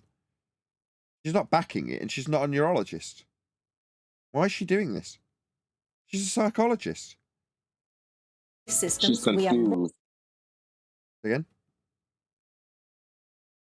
She's very confused. Seems so. Stay in her lane, right, Brian? More inclined to fill in the gaps, or confabulate if it means being part of a complementary group. Confabulating? Marvellous. Like silk. I'm pretty sure that she's wrong here. Confabulation, as far as I know, when I did my degree, is when you misremember something enough times, your brain actually creates neural pathways which you cannot distinguish from an actual event that occurred in the past. So in other words, you tell a story, it's a little bit wrong, somebody else confirms that story, and then you remember the accuracy of the story rather than the actual event. Now, as far as I know, that's what confabulation means, not simply filling in gaps. Yeah, that's what it says in my cursory search of the dictionary. Fabricate imaginary Right, so experiences as a compensation Sorry, for go loss ahead. of... Try that again. Fabricate imaginary experiences as a compensation for loss of memory. Right, so many people are going to watch this video, and because her name or title ends in ologist, they're going to believe what she just said there is the case and not even research it further. Fill in the gaps, or confabulate if it means being part of a complementary group. No. It means to fabricate imaginary experiences as a compensation for memory loss, according to what I've just looked up. I mean, maybe there's other definitions. I mean, I just literally just did a cursory search, though, based on AI calling you out as being wrong, and it seems you are. But there we go. Who wouldn't want to feel accepted and to fit in? I couldn't care less. I've got to be honest. I lost interest to that in probably late 20s. To stop caring. Really, I did. Honestly. But maybe you prioritise these things as you show a whole group of flat earthers. Got Jaren up there and Dave Weiss and, you know, I think that's Mark. I can't quite tell. But either way, no, I don't care. I mean, it'd be nice if some of the people who are claiming to be flat earthers didn't call me a scammer when I talk about things like science and measurements. I mean, that's just life, really. But whether or not I'm part of a group, I don't care. Why are you appealing to this? Who cares? Earth being measured flat has nothing to do with if I'm in a group or not. So finding groups of people that appeal directly to our vulnerabilities and potentially our non-logical rationales Again, category error. We're not in a logical discussion when we talk about measurements. ensures conspiracy theories are cemented, even in the face of conflicting evidence. Number 3, the human... We're going to get to see any of this evidence. She just keeps appealing to this evidence. Where was it? Did you present it? human brain loves to see patterns. Brain love patterns. Yeah. On the last point, Nathan, she forgot to mention the transverse of what she said about the seeking belonging by adopting false things. It's also maintaining belonging by refusing to adopt true things because of tribal identity and in-group preference, which is also well known in the psychological circles. So the fact that she's a psychologist and didn't mention that right here kind of tells me something. She's into much deeper stuff here, AI. Brain-like patterns. It is a pattern and association machine. Wow. It's deep stuff. Some studies have shown that the brains of conspiracy theorists are more likely to... So, some studies show... Let's see if she cites anything whatsoever. I'm going to bet £1 she doesn't present Jack. experience illusory pattern perception. Really? How many brains of flat earthers were diced open or put in fMRI scans to figure this out? Give me it in whole numbers.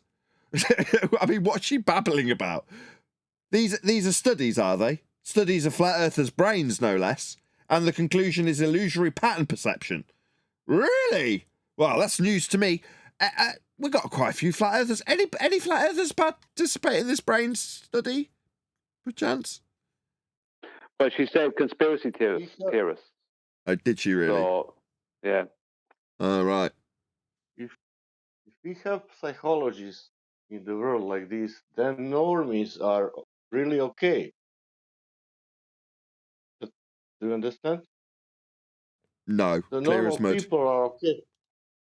If we have people who are psychologists and speaking like this, I'm scared. You worried about how dense the world is? I dealt with that and squared that circle many years ago.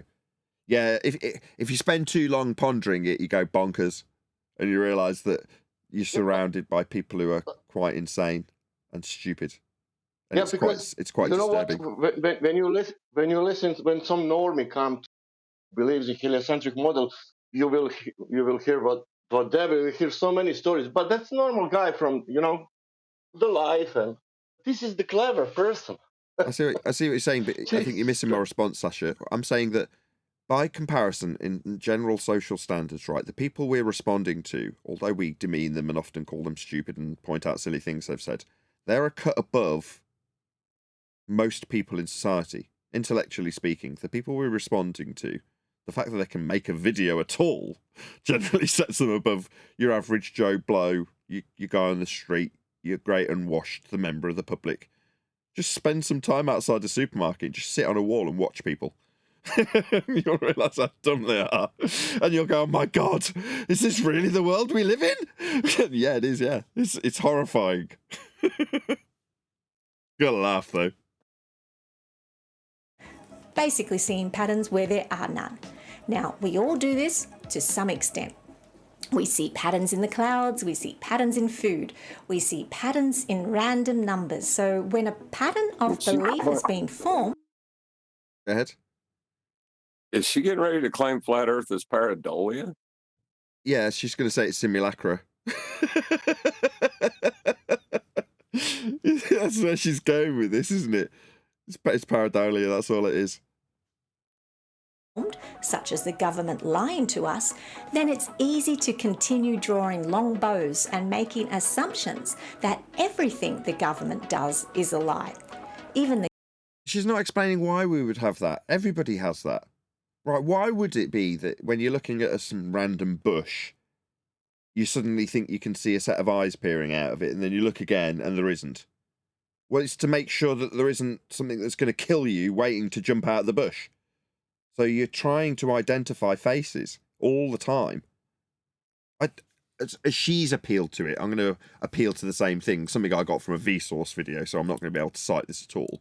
But he, on a Vsauce video, is describing how babies are shown to recognise 3 little dots if they're turned the right way with respect to the orientation of the fetus. That is to say, if it's orientated so it could be recognised as though it's a face, they'll pay attention to it. Because they'll look, fetuses, this is according to his study that he didn't cite either, are recognising faces really early on. So you're generally going to be trained and programmed to look for faces. Faces of people, faces of animals. Why? Well, it's base instinct, is it? Everything's either threat, is it going to hurt me? Or, oh no, probably not. Could I eat it? Yum, yum, yum. Need to survive. Or, can I breed with it? Is it going to be a good mate? That's normally your assessment of things. Well, that's in need of recognition. And what steps in? Pareidolia. Suddenly every little bush is looking like a set of eyes until you assess it a bit more clearly. Well, yeah, that stops you getting eaten. It stops things attacking you if you're paying attention and looking for things with eyes that might jump at you. But she's not explaining any of that. I mean, I shouldn't know any of this boring garbage, but it's there for some reason in my head. But none of this has any relevance to why flat earthers, in this case us, in her mind believe, but in reality no, Earth is measured flat. This has absolutely no bearing on it whatsoever. Pareidolia? Oh, for God's sake. The government tells the truth. Sometimes. Number 4. The human brain often engages in a process called confirmation bias. Now, this means once a belief is formed... Boom. She's got a, a Venn diagram. Science on one side, your prior beliefs on the other. And in the grey area, what you see is labelled. So what's this? Science? Why are you appealing to what people know as science without any demonstration? Beliefs? Why are you appealing to what people have as beliefs? Nothing, literally nothing I have detailed here in regards to the subject that we cover had anything to do with science, that's cause and effect relationships based on natural phenomena, or beliefs. Nothing, literally none of it. The person will look only at evidence that confirms it. And as I mentioned earlier, in this online age, we can find evidence for or against anything we want. Dismissing contradictory evidence... Yeah, you can look on the internet for evidence. Yeah? What about looking at the ground and whether or not it's flat? And maybe look at how it's measured? Or put into practical application in some way? But no, you're going to go on the internet to see what people have published on TikTok with the words, flat earth, 100% true. That's your standards. What she provided so far every time, hasn't it been caricatures of the flat earth position, except for the pilot who says, I know it's flat, which should be the flat earther's position ultimately, right? So the only evidence she's provided is the testimony of someone who says, I know it's flat. Evidence is Well, not to a be fair, sign. it's not necessarily testimony by her standards because it wasn't sworn. But still, we have a guy who says, I know it's flat. And then we have a bunch of pictures and a bunch of illusions that the flat earth idea is silly in itself, and which is not evidence, right?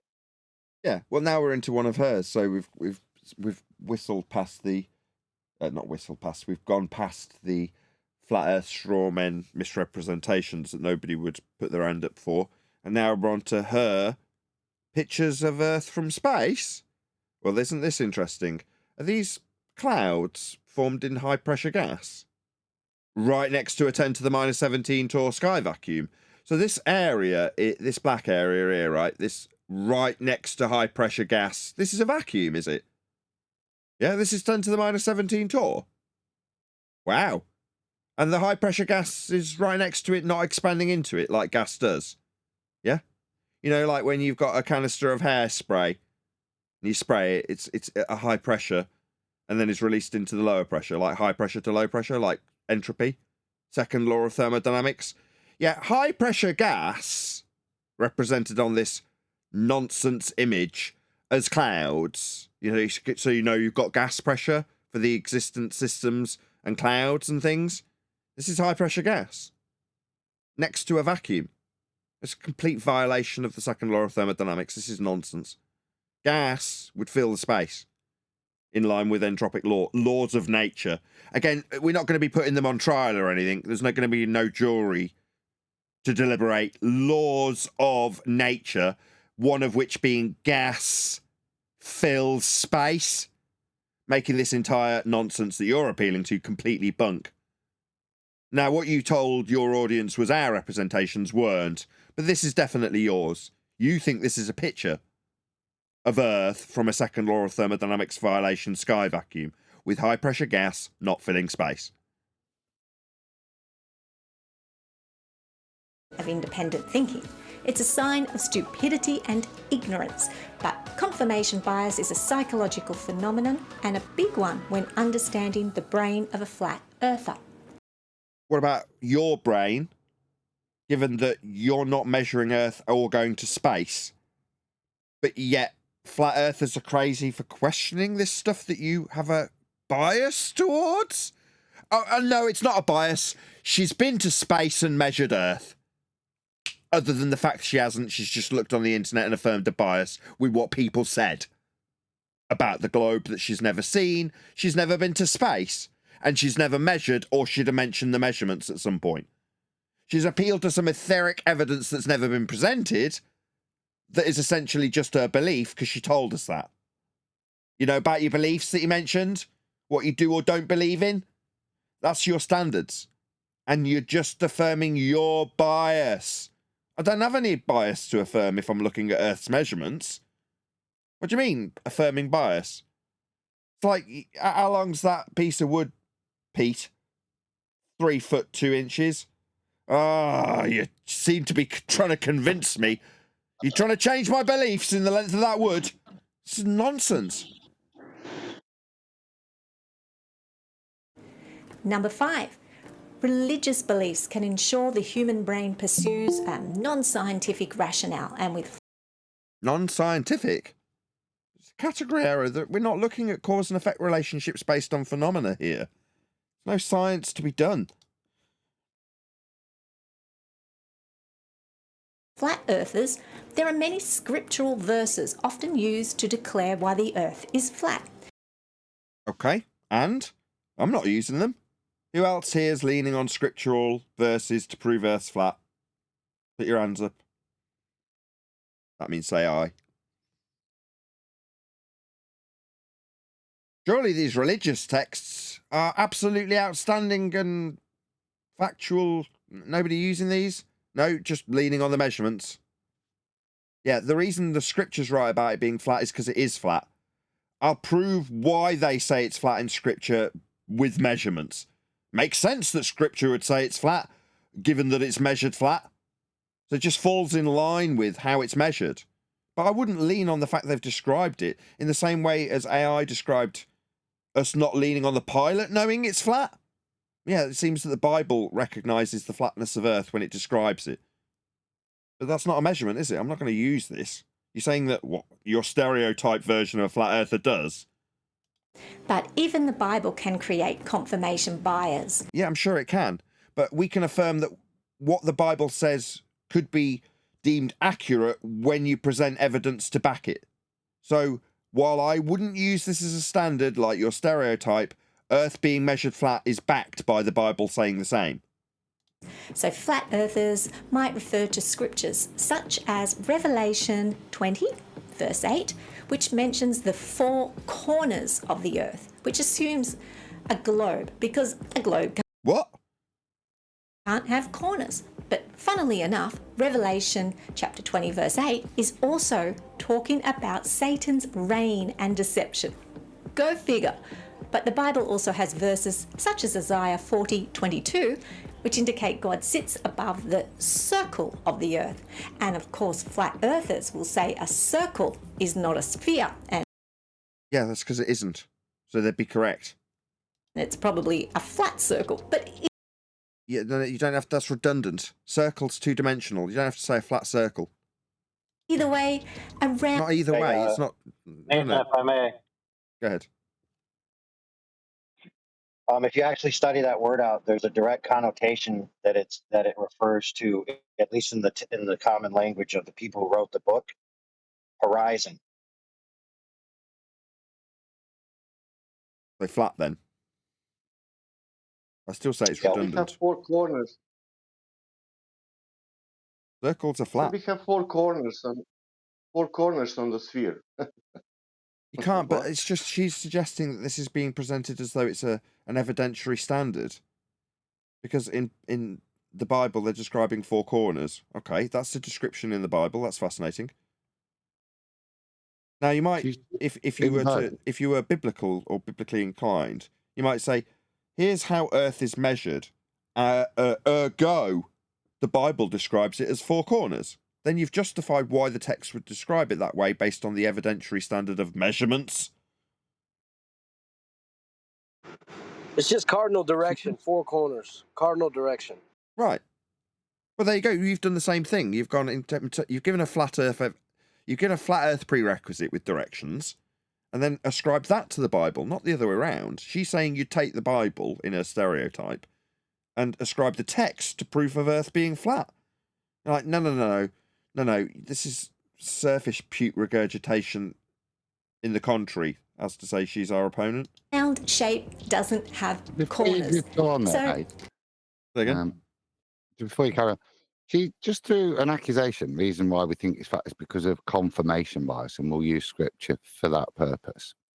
She then, that's projection, because in the next sentence, she then quotes some scripture with the word circle, and because of her confirmation bias, tries to justify that it's a nonsensical statement, which shows a confirmation bias, but it's a 2D circle. And all circles are 2D. A great example of making an accusation to us, and then in the next sentence demonstrating that same confirmation bias to allow her to stay on a ball. Yeah, it's very hypocritical, and as you say, projection. Nothing more to see here. Moving on. Number 6. Nothing holds credibility like established proof. So nothing holds credibility like established proof. What it says on screen is the human brain likes to take shortcuts. It's a bit like Police Squad. Police Squad, the eagle has landed, and then underneath it says the worm that turned. when the human brain can draw on substantive existing evidence to confirm a potential theory, then this is a nice Potential theory? What's she babbling about? mental heuristic or shortcut. For instance, conspiracy apologists point to the uncovering of well-known conspiracies like Watergate to substantiate their beliefs in other government cover-ups. But this is what we call cognitive distortion. What relevance does this have to me as a flat earther? I don't get why she's doing this. something we might call fortune telling in psychology. It is completely removed from the circumstances of the original event. Watergate confirms cover-up as it pertains to the era of Nixon administration. It has nothing to do with aliens, moon landings or flat earth, even if the government is a common thread of connection. But it does remind us that humans are deceitful. So, let me get straight. Even if you can show that they are directly connected, they're not connected. Is that a point? Am I missing something? No, that's what I heard her say. Just contradict herself. But even though you can show they're connected directly, it would be conspiratorial to suggest they're connected, even if I give you the direct connection. But then they are connected. You connected them. The only apologetic there is that they're not connected, i.e. the topics themselves, i.e. aliens and Watergate, but the connection is that the people that are telling you or not telling you about these events or non-events are the government. And it's been demonstrated repeatedly that the government lies to you. That's the connection. But is flat earth and aliens linked? No. Watergate, no. No. Yeah, and for Adam's benefit, if he wasn't here earlier, she already conceded that she's predisposed to believe that the government lies. Yeah, she's a conspiratard. Well, then, that is our only point then. But in which case, then, you shouldn't rely on that thing that you've already stated lie to you as credence to why it's a bull in this case. Exactly, that's the stance I'd take. It's like, okay, so this person's lied to me. Well, why would I trust them? In law, I can't remember the Latin for it or the legalese term for it, which is essentially speaking to someone's credibility. Once you've proven that someone's a liar, you can take everything they say to not be credible anymore, to be lies. I can't remember the term for it, it'll come to me. But it's a principle in law. Yeah. Well, she's leaning on law. Apologies, I was just... What is it? Would that be fruit of the poisonous tree? No, it's to say that if you're trying to challenge someone's credibility in a case in law, once you demonstrate somebody has lied, you can then discredit their whole testimony because you show them to be a liar. Now, that's not necessarily the truth of any situation ever. It's just true in law. What you're trying to do when you impeach someone is show that they are capable of being a liar when they're under oath to not lie. Well, they've lied under oath. Here's me proving they lied here. Therefore, they're under oath. You can disregard their testimony. They're just proven to be a liar. Well, in this instance, she's not pointing that out, is she? That principle? She's saying, well, even though they're connected, doesn't mean they're connected. It's like, well, what about the principle of once they're shown to be liars? Oh, well, that was the old administration. You're like, you having me on? Yeah, but it also plays out in social spheres, right? Or groups where if someone has a vested interest to discredit someone else, they can accuse them of being a liar in hopes that people will latch onto that. And with a bulvarist, logical sense, then impugn everything else they ever say. Perjury. At times, none more so when there is power or money at stake. Number 7. Neuroscientists speculate that people who believe in multiple conspiracy theories may have excess amounts of a neurotransmitter called dopamine in their brains. Dopamine is involved with emotion, reward, cognition, and decision making. Now, this is a bit of a bold claim in some ways. Found the Latin. Falsius in uno, falsius in omnibus. It's the Latin maxim, meaning false in one thing, false in everything. At common law, it's the legal principle that a witness who falsely testifies about one matter is not credible to testify about any matter. Falsus in uno, falsus in omnibus. I knew it was a legal principle. Yeah, that's what the mafia was trying to say. Their lawyers were saying, you're taking the word of a known liar and you're trying to use him as a witness. Yeah. Yeah, but that's only when the authority wants to use them as a witness. Does it not matter? Never mind. Ways because it is just a theory, and increased subcortical release of dopamine is also our primary working theory for schizophrenia. But extreme conspiracy theorists and some people with schizophrenia do share that condition of seeing patterns in everything. So, in conclusion, flat earthers are schizophrenic nutters. Wow, the depths. No, yes, Nathan, but not. There's another subtext in there. If you guys didn't catch it, schizophrenia is the extreme of this condition. The prerequisite of this condition is that dopamine response within the brain when they engage in certain topics or events. In other words, the subtext here is flat earthers are essentially drug addicts to the dopamine in their brain when they engage in conspiracies and these fanciful ideas. It's like, I need my fix, I need my hit. Let me get more esoteric knowledge. Let me get more conspiratorial knowledge. It's like a drug. And if you take it too far, then it becomes schizophrenic. Sorry, you up? I was just lining up a line of flat earth. Yeah, dude. Oh. God, I love that flat earth. Give me some. Nathan, brother. Puff, pass, brother. What now? What now? Let's get on with this video. What technically we call apophenia. Now, anyone can experience apophenia or patternicity, but if you live with schizophrenia, I love a bit of apophenia and patternicity. Got to get some of that. It may be part of a delusion, and conspiracy theorists are often called delusional, but that doesn't mean they are schizophrenic either.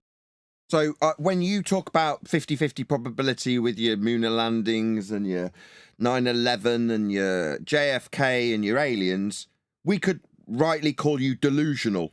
I mean, maybe only 50% of the time delusional, but delusional according to your own assessment then. But it sounds like every I was just going to say, it sounds like every anti-flat earther that's ever had any kind of interaction with us, she's describing them. Yeah, I said that earlier, actually. What she's trying to describe is herself on one or other of those two paths. Either she steps over into flat earthism and goes, oh my God, or steps into anti-flat earthism, which is what she's doing. Well, she did, based on the fact that she keeps on looking into lots of, from what I can gather, she has looked into lots of different conspiracies, and she reckons they hold weight. Is it possible then that when she talks about schizophrenia, that she's literally saying to herself, if I look into too many of these conspiracy theories, that I will be a schizophrenic? She might think that, but only 50% of the time.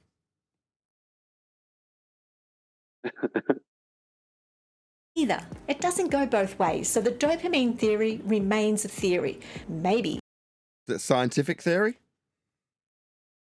A conspiratorial one. So what can we So it's your conspiracy theory then? The egregious projection is so out there, it's untrue. Conclude from all of this is that you're a conspiracy theorist. You, not me. Me, I rely on measurements of Earth and can prove it's flat. You are off in La La Land talking about JFK and 9/11 and aliens. Yep, you're a conspiracy theorist. It's the theory that you've come up with. the Earth really flat? No. Yeah, it's measured that way. Sorry, go ahead, Brian. Sorry, did she state that at the start before she started talking about all flat earthers being potential schizophrenics? That it was just some conspiracy theory that she was basically punting? Because anyone who would have heard that part and knows she's a psychologist might have turned off the video and thought, yeah, flat earthers, they're more or less schizophrenics. I heard a psychologist say it, but they didn't hear her say that was just her crazy conspiracy theory. Well, can we ask Adam the pharmacist on behalf of science? Psychologists are often fraudsters, aren't they, Adam? Well, they're not scientists. They don't when in all of their, and they would use the word theory in a different way. None of it is validated. Well, very little would ever be validated with science. Most of their conclusions are drawn from correlation, aren't they? Because it's not science, psychology. No, I don't believe it is. We were representing you earlier as number one being science. Oh. And number two. Then on behalf of science, yes, he does not speak for me. And also that on behalf of science, science had said, that's you had said, that generally they're all fraudsters. It was an extreme mirror we were holding up to her, basically. Yeah. Go on, Brian. Adam as a pharmacist would say that all psychologists are terrorists and delusional, fraudsters. crazy fraudsters. But that's just his, conspiracy That's theory. that's just science speaking. As a scientist, that's what Adam would say. As a scientist, as a holder of an A level in psychology, I'd support it as a valid field of knowledge. However, I wouldn't put it into the bracket of science. Fair enough. Much more even-handed than we portrayed you as. The science. Let's ask Adam a question. I think Adam was missing when she talked about confabulation, and I think he would have instantly spotted her error as well. Because she tried to make confabulation as simply filling in gaps in regards to things that you want to know about. But it actually is, from what I gathered in my time in college when I did some courses, they were talking about it being memory. It's about misremembering things and filling in gaps in your memory from past events. Nathan looked it up, confirmed that. So this woman, as a psychologist, should know what it actually is. Seemed to say something that was completely incorrect. In fact, I know it's not. Does the government lie and deceive us on a daily basis? Well, probably. Is the government involved in cover-ups of mass deception, massive lies on a global scale? Well, we do know that there is some established track history there, so there's... Hey, misidentifying the source of the information then. Had you done any research? I mean, this is 10-year-old research. As much as I decry myself for not doing research and being a bit lazy, that is one of the first things I did. Well, where does the lie come from? If it's a lie, who's telling the lie? It came from the Roman Catholic Church, not from government. Where can I get that global scale? Well, the global terminology used by governments is inconsequential to where this originates. The lie of the globe, if you want to call it that. Now, it's a derivation of flat Earth measurements to create mathematics that have turned into a paradigm that she believes in, to the point where she can say, I know it's not flat. But it demonstrates her ignorance. If you say, I know it's not flat, all right, where'd you get latitude on a globe? Oh, you didn't know where those measurements for the globe you thought it was to be able to say it wasn't flat came from? Or would it surprise you that they came from flat Earth measurements? Yeah, it obviously would, because she's saying it isn't. She knows it isn't. No, she doesn't. She doesn't know anything. If she was really good, she'd try to use calculation to invalidate measurement. But she's just not. She ain't ready for this subject. She needs to go somewhere else. Yeah. Baseless assertion as your conclusion. I know it's not flat. Why? Because it sounded great when the pilot said he knew it was. And what about the flat Earth? Of this. I know it's not flat, not through citing anything to do with it, but by appealing to a resource, the government, which I've spent time demonstrating how I know they lie to me. Yeah. Pretty solid evidence base you've built your belief upon. Almost like confirmation bias. Uh-oh. Cognitive dissonance as well. This is a prime example. I know these people lie to me, but actually, in this case, I'm going to pretend that they don't, because otherwise I'll have to change a particular viewpoint. So it's better to just say, no, in this case, they wouldn't lie. Because I already know my viewpoint's right. So they can't be lying, because I already know I'm right. And if they say something contrary to that, I'll explain why they'd say it to affirm my bias, because I already know I'm right. Yeah, they lie all the time about every other thing, but that they wouldn't lie about that. Come on, don't be silly. Yeah, that's a bit far. They'd lie about this and that and this and throughout history, But that thing that I already know is right, they wouldn't lie about that. Why would they lie? Let's look at the motive. Much more interesting than whether or not it's true by looking at the Earth and whether or not it's flat. There's a clear answer to that. There's a clear answer. Sorry, Nathan. There's a clear answer to that, Neil. Because they know people like her will believe them. That's simple. Why do anyone lie? Because they know someone will believe them. Well, I will give you that if you. Right. But we're Brian, what assuming your it's true. government is lying about? What your government, Irish government, lying about? Space or air? Couldn't get. What are they lying about? Specifically, your because she said global government. I'm asking now your Irish government. Is does Irish government get somewhere? They never really mention it because they don't have any skin in the game. They don't really mention it because they don't have a space program or anything like that. So you never really hear anything about it. So they don't tell. That means that Irish government getting information from somewhere else. I say they don't even mention it, Sasha. Is that? Yeah, I know, but if they want to speak about the space and the Earth, Irish government they don't have space agency. They don't know. They need to take information from somewhere else. No, that'd be the media. You're right, Sasha. Yeah, they would. Yes. If they wanted to speak about it, they'd have to obviously get information from NASA or something. ESA. Yeah, and how many governments need information from other source? All of them. Right, NASA isn't government, is it? ESA almost isn't government. all of them, Nathan. Yeah, they're subsidiaries. You know, they're offshoots of government, but it's not like the House of Lords is the European Space Agency, is it? Well, technically, there's only a couple of governments in the world. The rest of the world only have governments that act as if they're a government. They actually just do whatever these bigger governments tell them. Anyway. Like whatever the American government says, that's what the Irish government will do. There won't be an if, buts, or a maybe. So is there an Irish government? No. Do you know what I mean? Well, we could chase down this rabbit hole because she's thrown it into her video, but as I say, it's not. We could discuss this. It's fascinating. It's just not related to the subject, is it? Brain. Is it grossly different from a normal brain in some way? Well, while some neuroscientists will have you believe this is true, I don't think that it is. To me, it's simply explained by... Sorry, you don't think there's a difference in brains?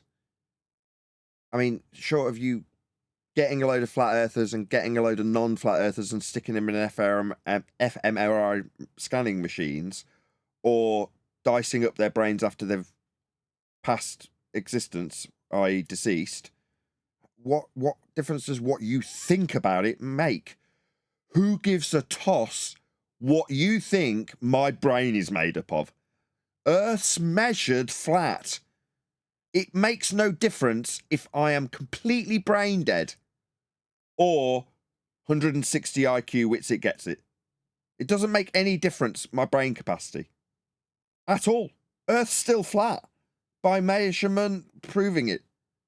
Individual differences. Nathan, just look, she is at least being self-appraising here. Now, I don't believe that, she says. Believe what? What the top neuroscientists say about brains. Yeah? Fantastic way of supporting your own argument. Or destroying your own argument more fundamentally, yeah? If you actually listen to her argument, there isn't. It's just, as she's outlined, it's her belief. As she's just said there. Right, but what she proffered before that is that there's these top guys out there who have a quote-unquote theory that basically is flat earthers are abnormal, essentially mental drug addicts, borderline schizophrenics. And now that I've put that out there, now I can disavow me being the one saying that by saying, oh, I don't think that. Yeah, absolutely. And I totally agree. I don't agree with these surveys and scientists that say psychologists are fraudsters and scammers. I mean, I'm just putting it out there, but surveys from scientists said that they're scammers and fraudsters. I wouldn't think that. I wouldn't want to put that out there at all. Heaven forbid. The unique contribution of... Yes, go ahead, Brian. I was just going to say, it seems to me that now maybe I'm coming at this from the wrong direction, but it seems to me during all of this that she's just looking for some psychological category that she can stick flat earthers into, so she doesn't have to deal with them. Yeah, schizophrenics with abnormal brains. But she can't call it schizophrenics because she can't do that. So she has to put us in some weird offshoot of schizophrenia. Right? Yeah, this is all just like a wonderful little dance down the crazy path, but there's something to be said about the way that people automatically assume you're either crazy or a liar. Yeah, that's the only real conversation to be had is, why would you think that? Yeah, it's a thinly veiled personal attack by stereotype on every flat earther, and they might be schizophrenic, they might just have weird brains. I don't know, she can't say Some either might way. say, Nathan. Some might say, Nathan, that it's either explicitly or borderline bulverism. Bulverism, yeah. Genetics and environment. So this is the socio-religious culture in which the person's been raised. So me knowing Earth's measured flat is down to my upbringing and the social environment I find myself in. I see. So how much time I've spent down the pub and how well brought up I was by my mum and dad will have a bearing on whether Earth's measured flat or not. This is insane. Well, going by that going by that standard, then everyone who grew up around you in Birmingham, in that little area, they should all have similar inclinations, yeah? Not all of them are black like I am, though, so that might make a difference. Nathan's a secret jihadi, yeah. That's right. The set of random exposures and experiences that... So, like, being exposed to a sextant and experiencing measuring an angle and stuff. Yeah, that could have had a bearing. Definitely. People have had a lot... Or being exposed to a seat on an airplane and looking out the window for several hours while it doesn't fly over a globe's Earth core. Or building anything on the surface of Earth ever. Or charting the world, mapping the world, flying over the world, sailing over the world. It's all done flat. Those sort of experiences, yeah, those are going to make people know it's flat, though. Along the way, the reality that government cover-ups do, and always will exist. Not in this regard. No, we still navigate and aviate Earth flat. We still chart it and map it flat. We still build on it flat. It's all flat. There's no cover-up involved. That's just you with your projected conspiratard mind. Seeing conspiracies everywhere, right? Because you researched JFK. So this must be a conspiracy. Seeking out bias for conspiracies much? Definitely no conspiracy here. And there's no cover-up either. You don't cover up elevation angles to Polaris. That's just what they are. They're just angles off a flat Earth to Polaris, used in navigation. No one's hiding anything. What are you talking about? There's just a surplus to requirement, not used for measuring anything, not useful in practical application globe that you believe in. Now, to get to that belief that you hold, you need to measure Earth flat to create the mathematics of the globe. Just so you know, as you seek your bias. And did people conspire to make that a globe, Nathan? So I think she's confused. The real conspiracy is the globe. Yeah, you could say that the people who you can list in history as creating the globe, your Copernicus, your Keplers, your Huygens, those sorts of individuals, you can ascribe them the story of creating the globe mathematically, which is what they did with flat Earth measurements. So we can show who did it. We know who, we know where, we know how much. We know with what. Flat Earth measurements. And the slippery slope of the creative and independent mind that just fails to get off the ride in time. So sorry to say, but the flat Earth... Why is she showing a spinning flat Earth? You're the one with axial rotation derived from flat Earth measurements also. The ride is the globe. You're on it. It's your religion, not mine. Earthers and conspiracy theorists are among us. They may even... Yeah, you. We wish you weren't. Even be in your workplace or living next door. What's the link there? She's not done a bad job of separating it, really, showing what's conspiracy. But why is she still on that point? Why are those two things the same? Because she's decided to conflate them in this video. That's the purpose of it. I tell you what, she should study. She should do a psychological study into why people who rank themselves intelligent, when they come against something that challenges their worldview, that instead of investigating or give any merit to the people that present this challenge to them and investigating properly, they find it easier to claim that these people are deluded or have brain damage. Or schizophrenic, or have abnormal brains. It's very odd that she would try to, and this is the funny thing with flat earthers, we're a very diverse group. Look at just us here. We don't fit into the little psychological categories. It's not a functioning of a brain that we think it's flat. It's that we bothered to find out that it is flat. It is measured, navigated, aviated flat. That's why we are here, not because we've done psychedelics or anything else. It's because we've got off our bums when presented with this, a world-changing view, and investigated and proven it to ourselves. You used the word proof earlier, I think. Very important thing. Proof you acquire yourself. You just don't go and ask somebody else's opinion for it.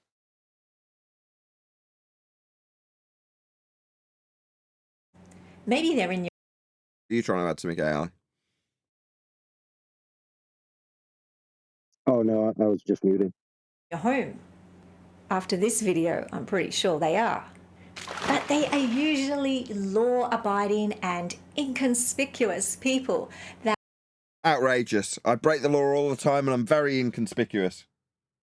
That silently and unassumingly I'm very loud. merge into the environment around them. And in a world of inexplicable events where nothing is truly certain or known, conspiracy theorists may... Did she just say nothing is known? She's out of her mind. What the hell? Do you really live in that world where there's no certainty to anything? What a crazy world you live in. Well, no, she knows it's a ball. Oh, that's about certain. it. And she knows it's not flat. She knows that, even though it's wrong. That's how it's measured. the ones that keep us alert, keep us on our toes. Yeah, that's what we'll be doing with you. We'll be keeping you on your toes with your nonsense waffle that we've just taken to part. You know, that's what we'll be doing. You're not doing that. Because in the words of Oscar Wilde, the truth is rarely pure and never simple. All right, well, it is for us. It's just based on measurements. It's extremely simple. Flat Earth is extremely simple. Conspiracy-loving people like yourself make it complicated because they don't know how to look at the very simplistic nature of Earth measurements. They think it's about psychology and brain size. When the people who kept it simple looked at the measurements of Earth when described as being flat and checked if it was or not. And what do you know, it was! And every single measurement of Earth will prove it. That's something you could know. Yeah, we do know it with certitude. Something she thinks isn't possible. Unless it's a globe, and then that's certain, as Adam pointed out. Well, I thought refracted. Sorry, go on, Adam. Well, just in retort to, she's throwing in the words of. I would remind her of Mark Twain. Yeah, it's easier to fool someone than convince them they have been fooled, which is where you're at, my dear. Far more powerful. When she said that, when she made that statement about nothing can be known, kind of thing. No, I thought wait for refracted to come in and say, because he normally says when someone says that, how do you know that? Yeah, that's right. It's the biggest contradiction ever. But it's their primary one. That's the one they start out with, trying to, that false humility crap. Yeah, nothing is my statement of fact. How do you know that? He knows that nothing can be known. If nothing can be known, yeah, it's just Excuse me, nothing can exist. I like this one ascribed to Leonardo da Vinci. Knowing is not enough. We must apply. Willing is not enough. We must do. Yeah, it's not enough to just say we know Earth's flat. Got to put it into practically applied, useful things to show that it's flat. How about just practical applications? Yeah.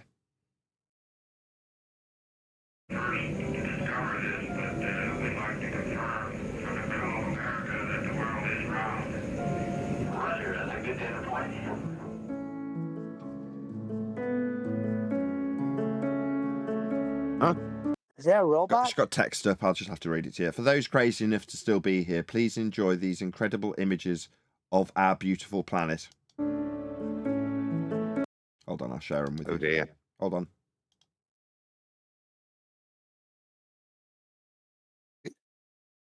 That's information, isn't it? She's taking this as evidence. So she's not investigating well the feasibility of this evidence. She's citing this as photographs from a second law of thermodynamics violation. That's interesting because my son took a really good picture of Saturn. He got the rings and everything. And what he said to me was, this confirms what the shuttle pictures have been showing us. That was his logic. Yeah, well, they wouldn't. I'd The agree with shuttle them, wouldn't show a picture of 100%. Scooby Doo, would they? And try and match it up. It's going to look a little bit like the thing we can all actually see in reality. Yep.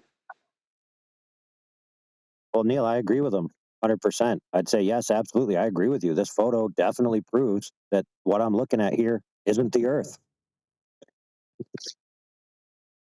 Yeah, that's the only conclusion you can draw, isn't it?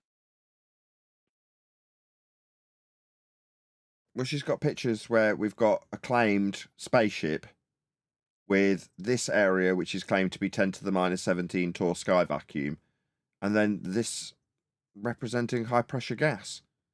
What's this? Is this the container? Yeah, that's the new Earth from space where you get the atmosphere glowing. All right. So you can really see the gas violating natural law then? Yeah, you've got a very definitive non-boundary. But is this it? This is the non-boundary. This is where the second law of thermodynamics kicks in, is it? Yeah. We'd like to highlight the violation.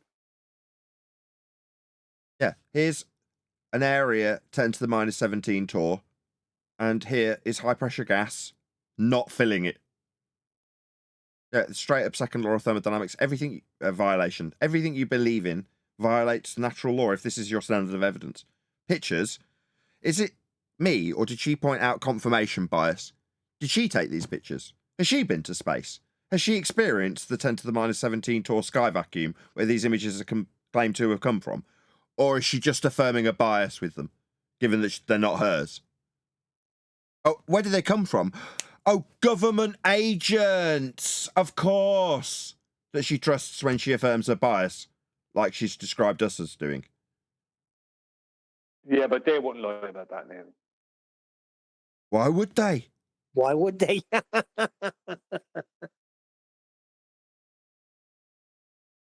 Here we go again. So here we are. High pressure gas, clouds and such like, 10 to the minus 17 Torr sky vacuum. Gas, not filling it. Complete violation of entropy law.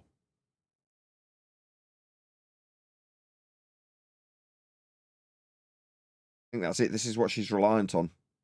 This garbage CGI. I mean, look at the distortion of the image itself. If you don't look at this and see that it's really weirdly distorted and ask why, well, because they want you to believe that this crazy, weird, distorted horizon is representative of anything you see in reality. She's not seeing this. And when we look at it, we go, here are clouds in a high-pressure gas system. Here's a sky vacuum right next to it. This is stupid. You believe this, do you? Because you haven't experienced it. It's unbelievable because it's a violation of natural law. Here we go again. These are high-pressure gas, clouds in high-pressure gas, right next to a black area claimed to be a vacuum. It's just nonsense. What do you think happens to gas when it's next to vacuums? It never gets to be next to vacuums. It automatically fills any availability of volume instantaneously. That's gas and pressure. Gravity. What's that? Gravity. What's that? Gravity holds the gases in. Gravity is the container. Gravity's not a container. It doesn't hold anything. It's not a force. Yeah, glowing Earth's back, look. Yeah, here we go. Is Green that the now. container? Is this the container? Is this where the high pressure gas gets contained, but rockets can fly through it, right? High pressure gas doesn't go beyond this point, but rockets go to the moon, into the vacuum to get to the moon. It's just garbage. Looking back, why are we inside something? We don't need this. Why do we need this container to look back on the high pressure systems with clouds in them? Surely we don't need this, right? This container to keep the gas for the people looking back on Earth to have? We don't need that, do we? Why would they need to be in containment? So that the gas inside the spaceship doesn't fill the vacuum. But yet the gas they're looking down on, that's all cool. That doesn't need to do anything. It doesn't need containment. They need containment in the spaceship, but Earth doesn't. A load of nonsense.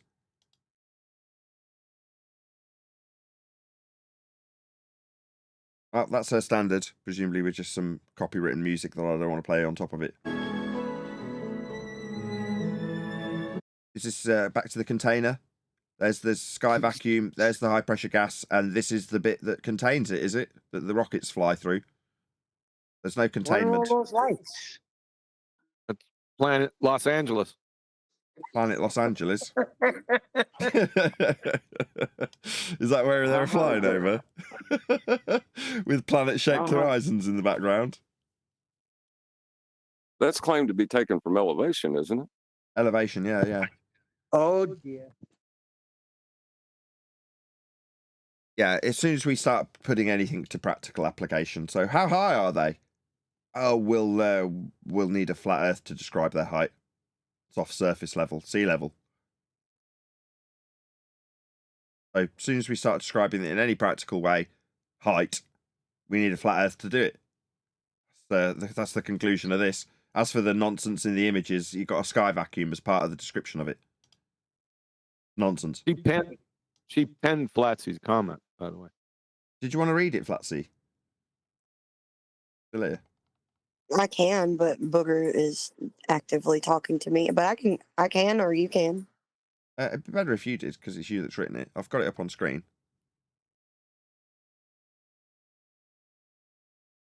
You want her to read? You want her to read that whole thing while messing with a kid?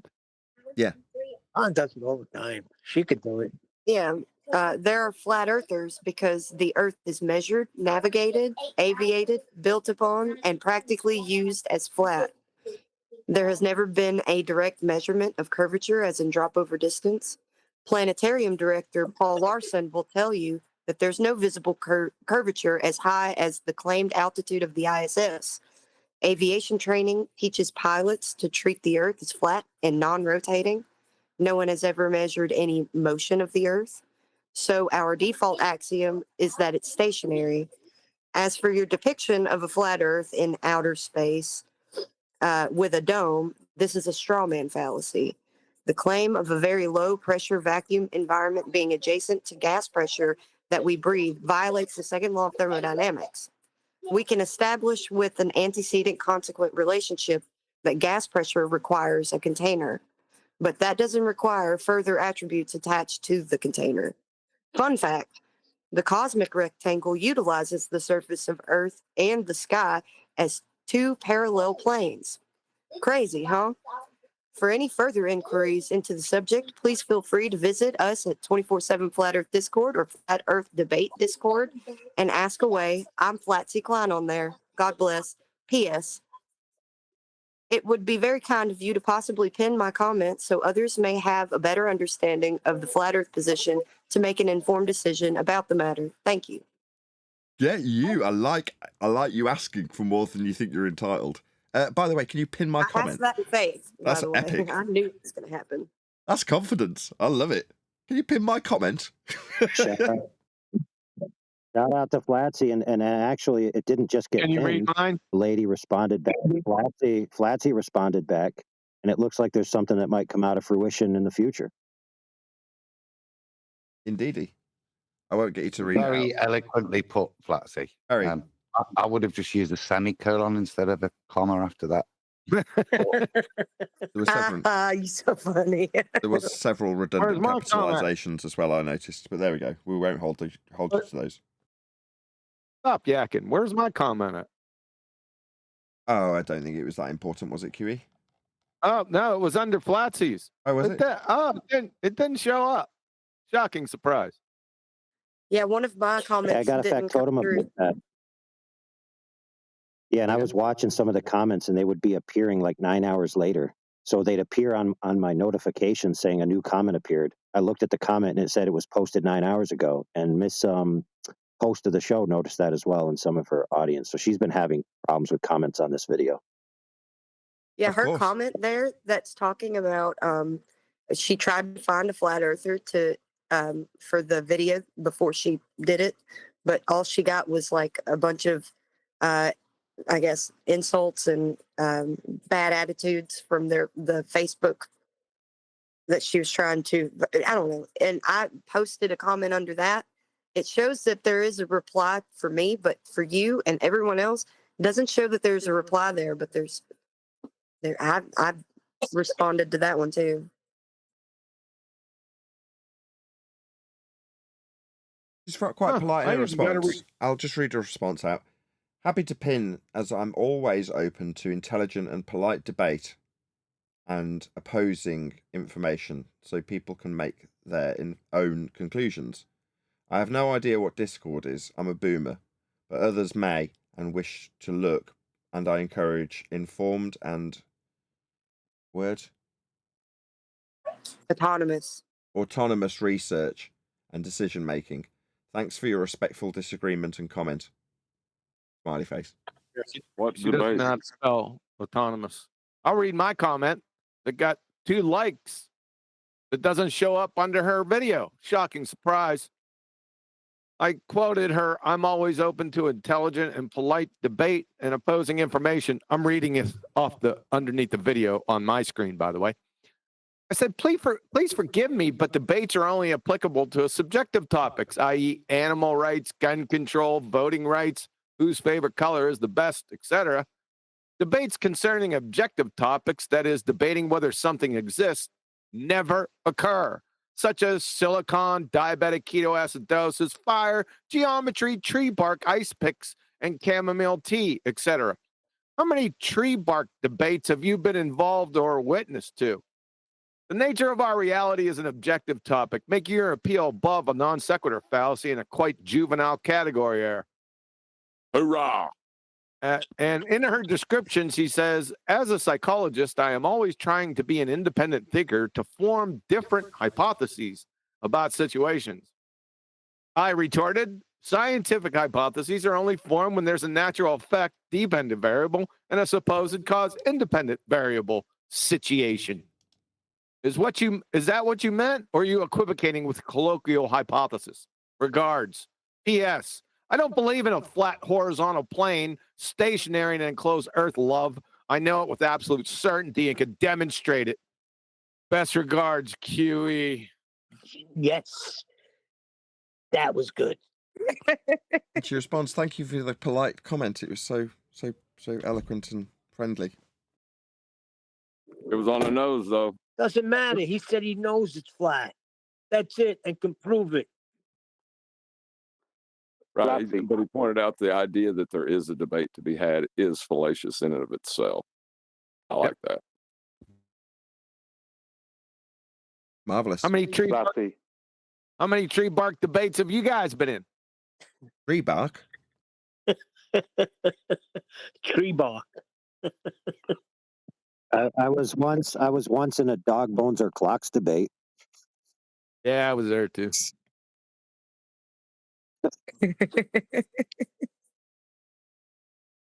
You guys are so funny.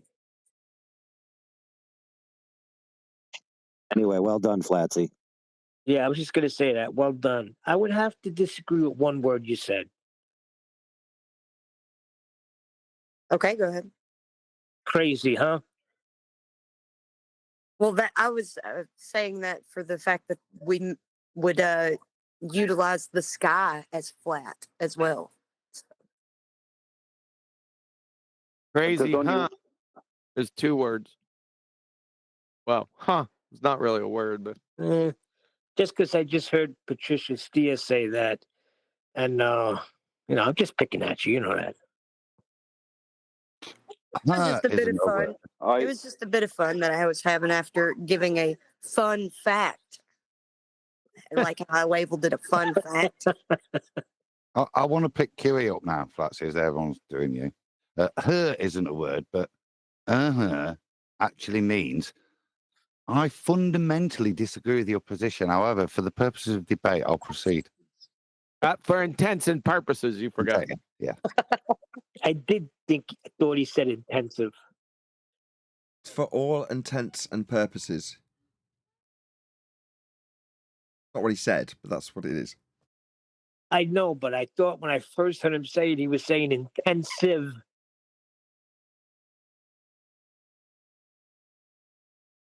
But if you're making it for all intents and purposes, then you're taking that as your position.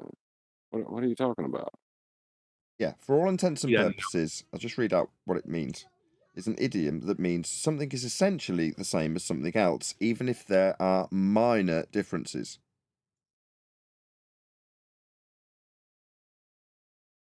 So he's using that to say, yeah, for all intents and purposes, this thing I'm agreeing with that categorically, fundamentally disagrees with a principle I hold makes it okay, you know? No, he didn't say that. He said, mm-hmm.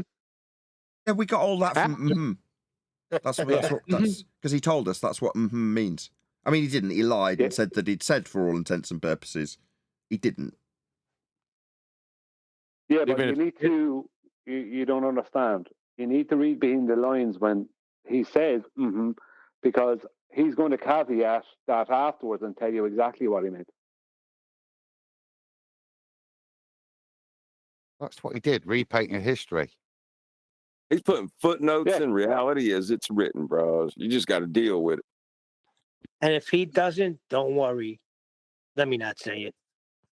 Mr. Ping Pong Golf Ball has been doing that ever since the beginning. Remember I call him the incoherent Joseph Goebbels, who rewrites recorded history?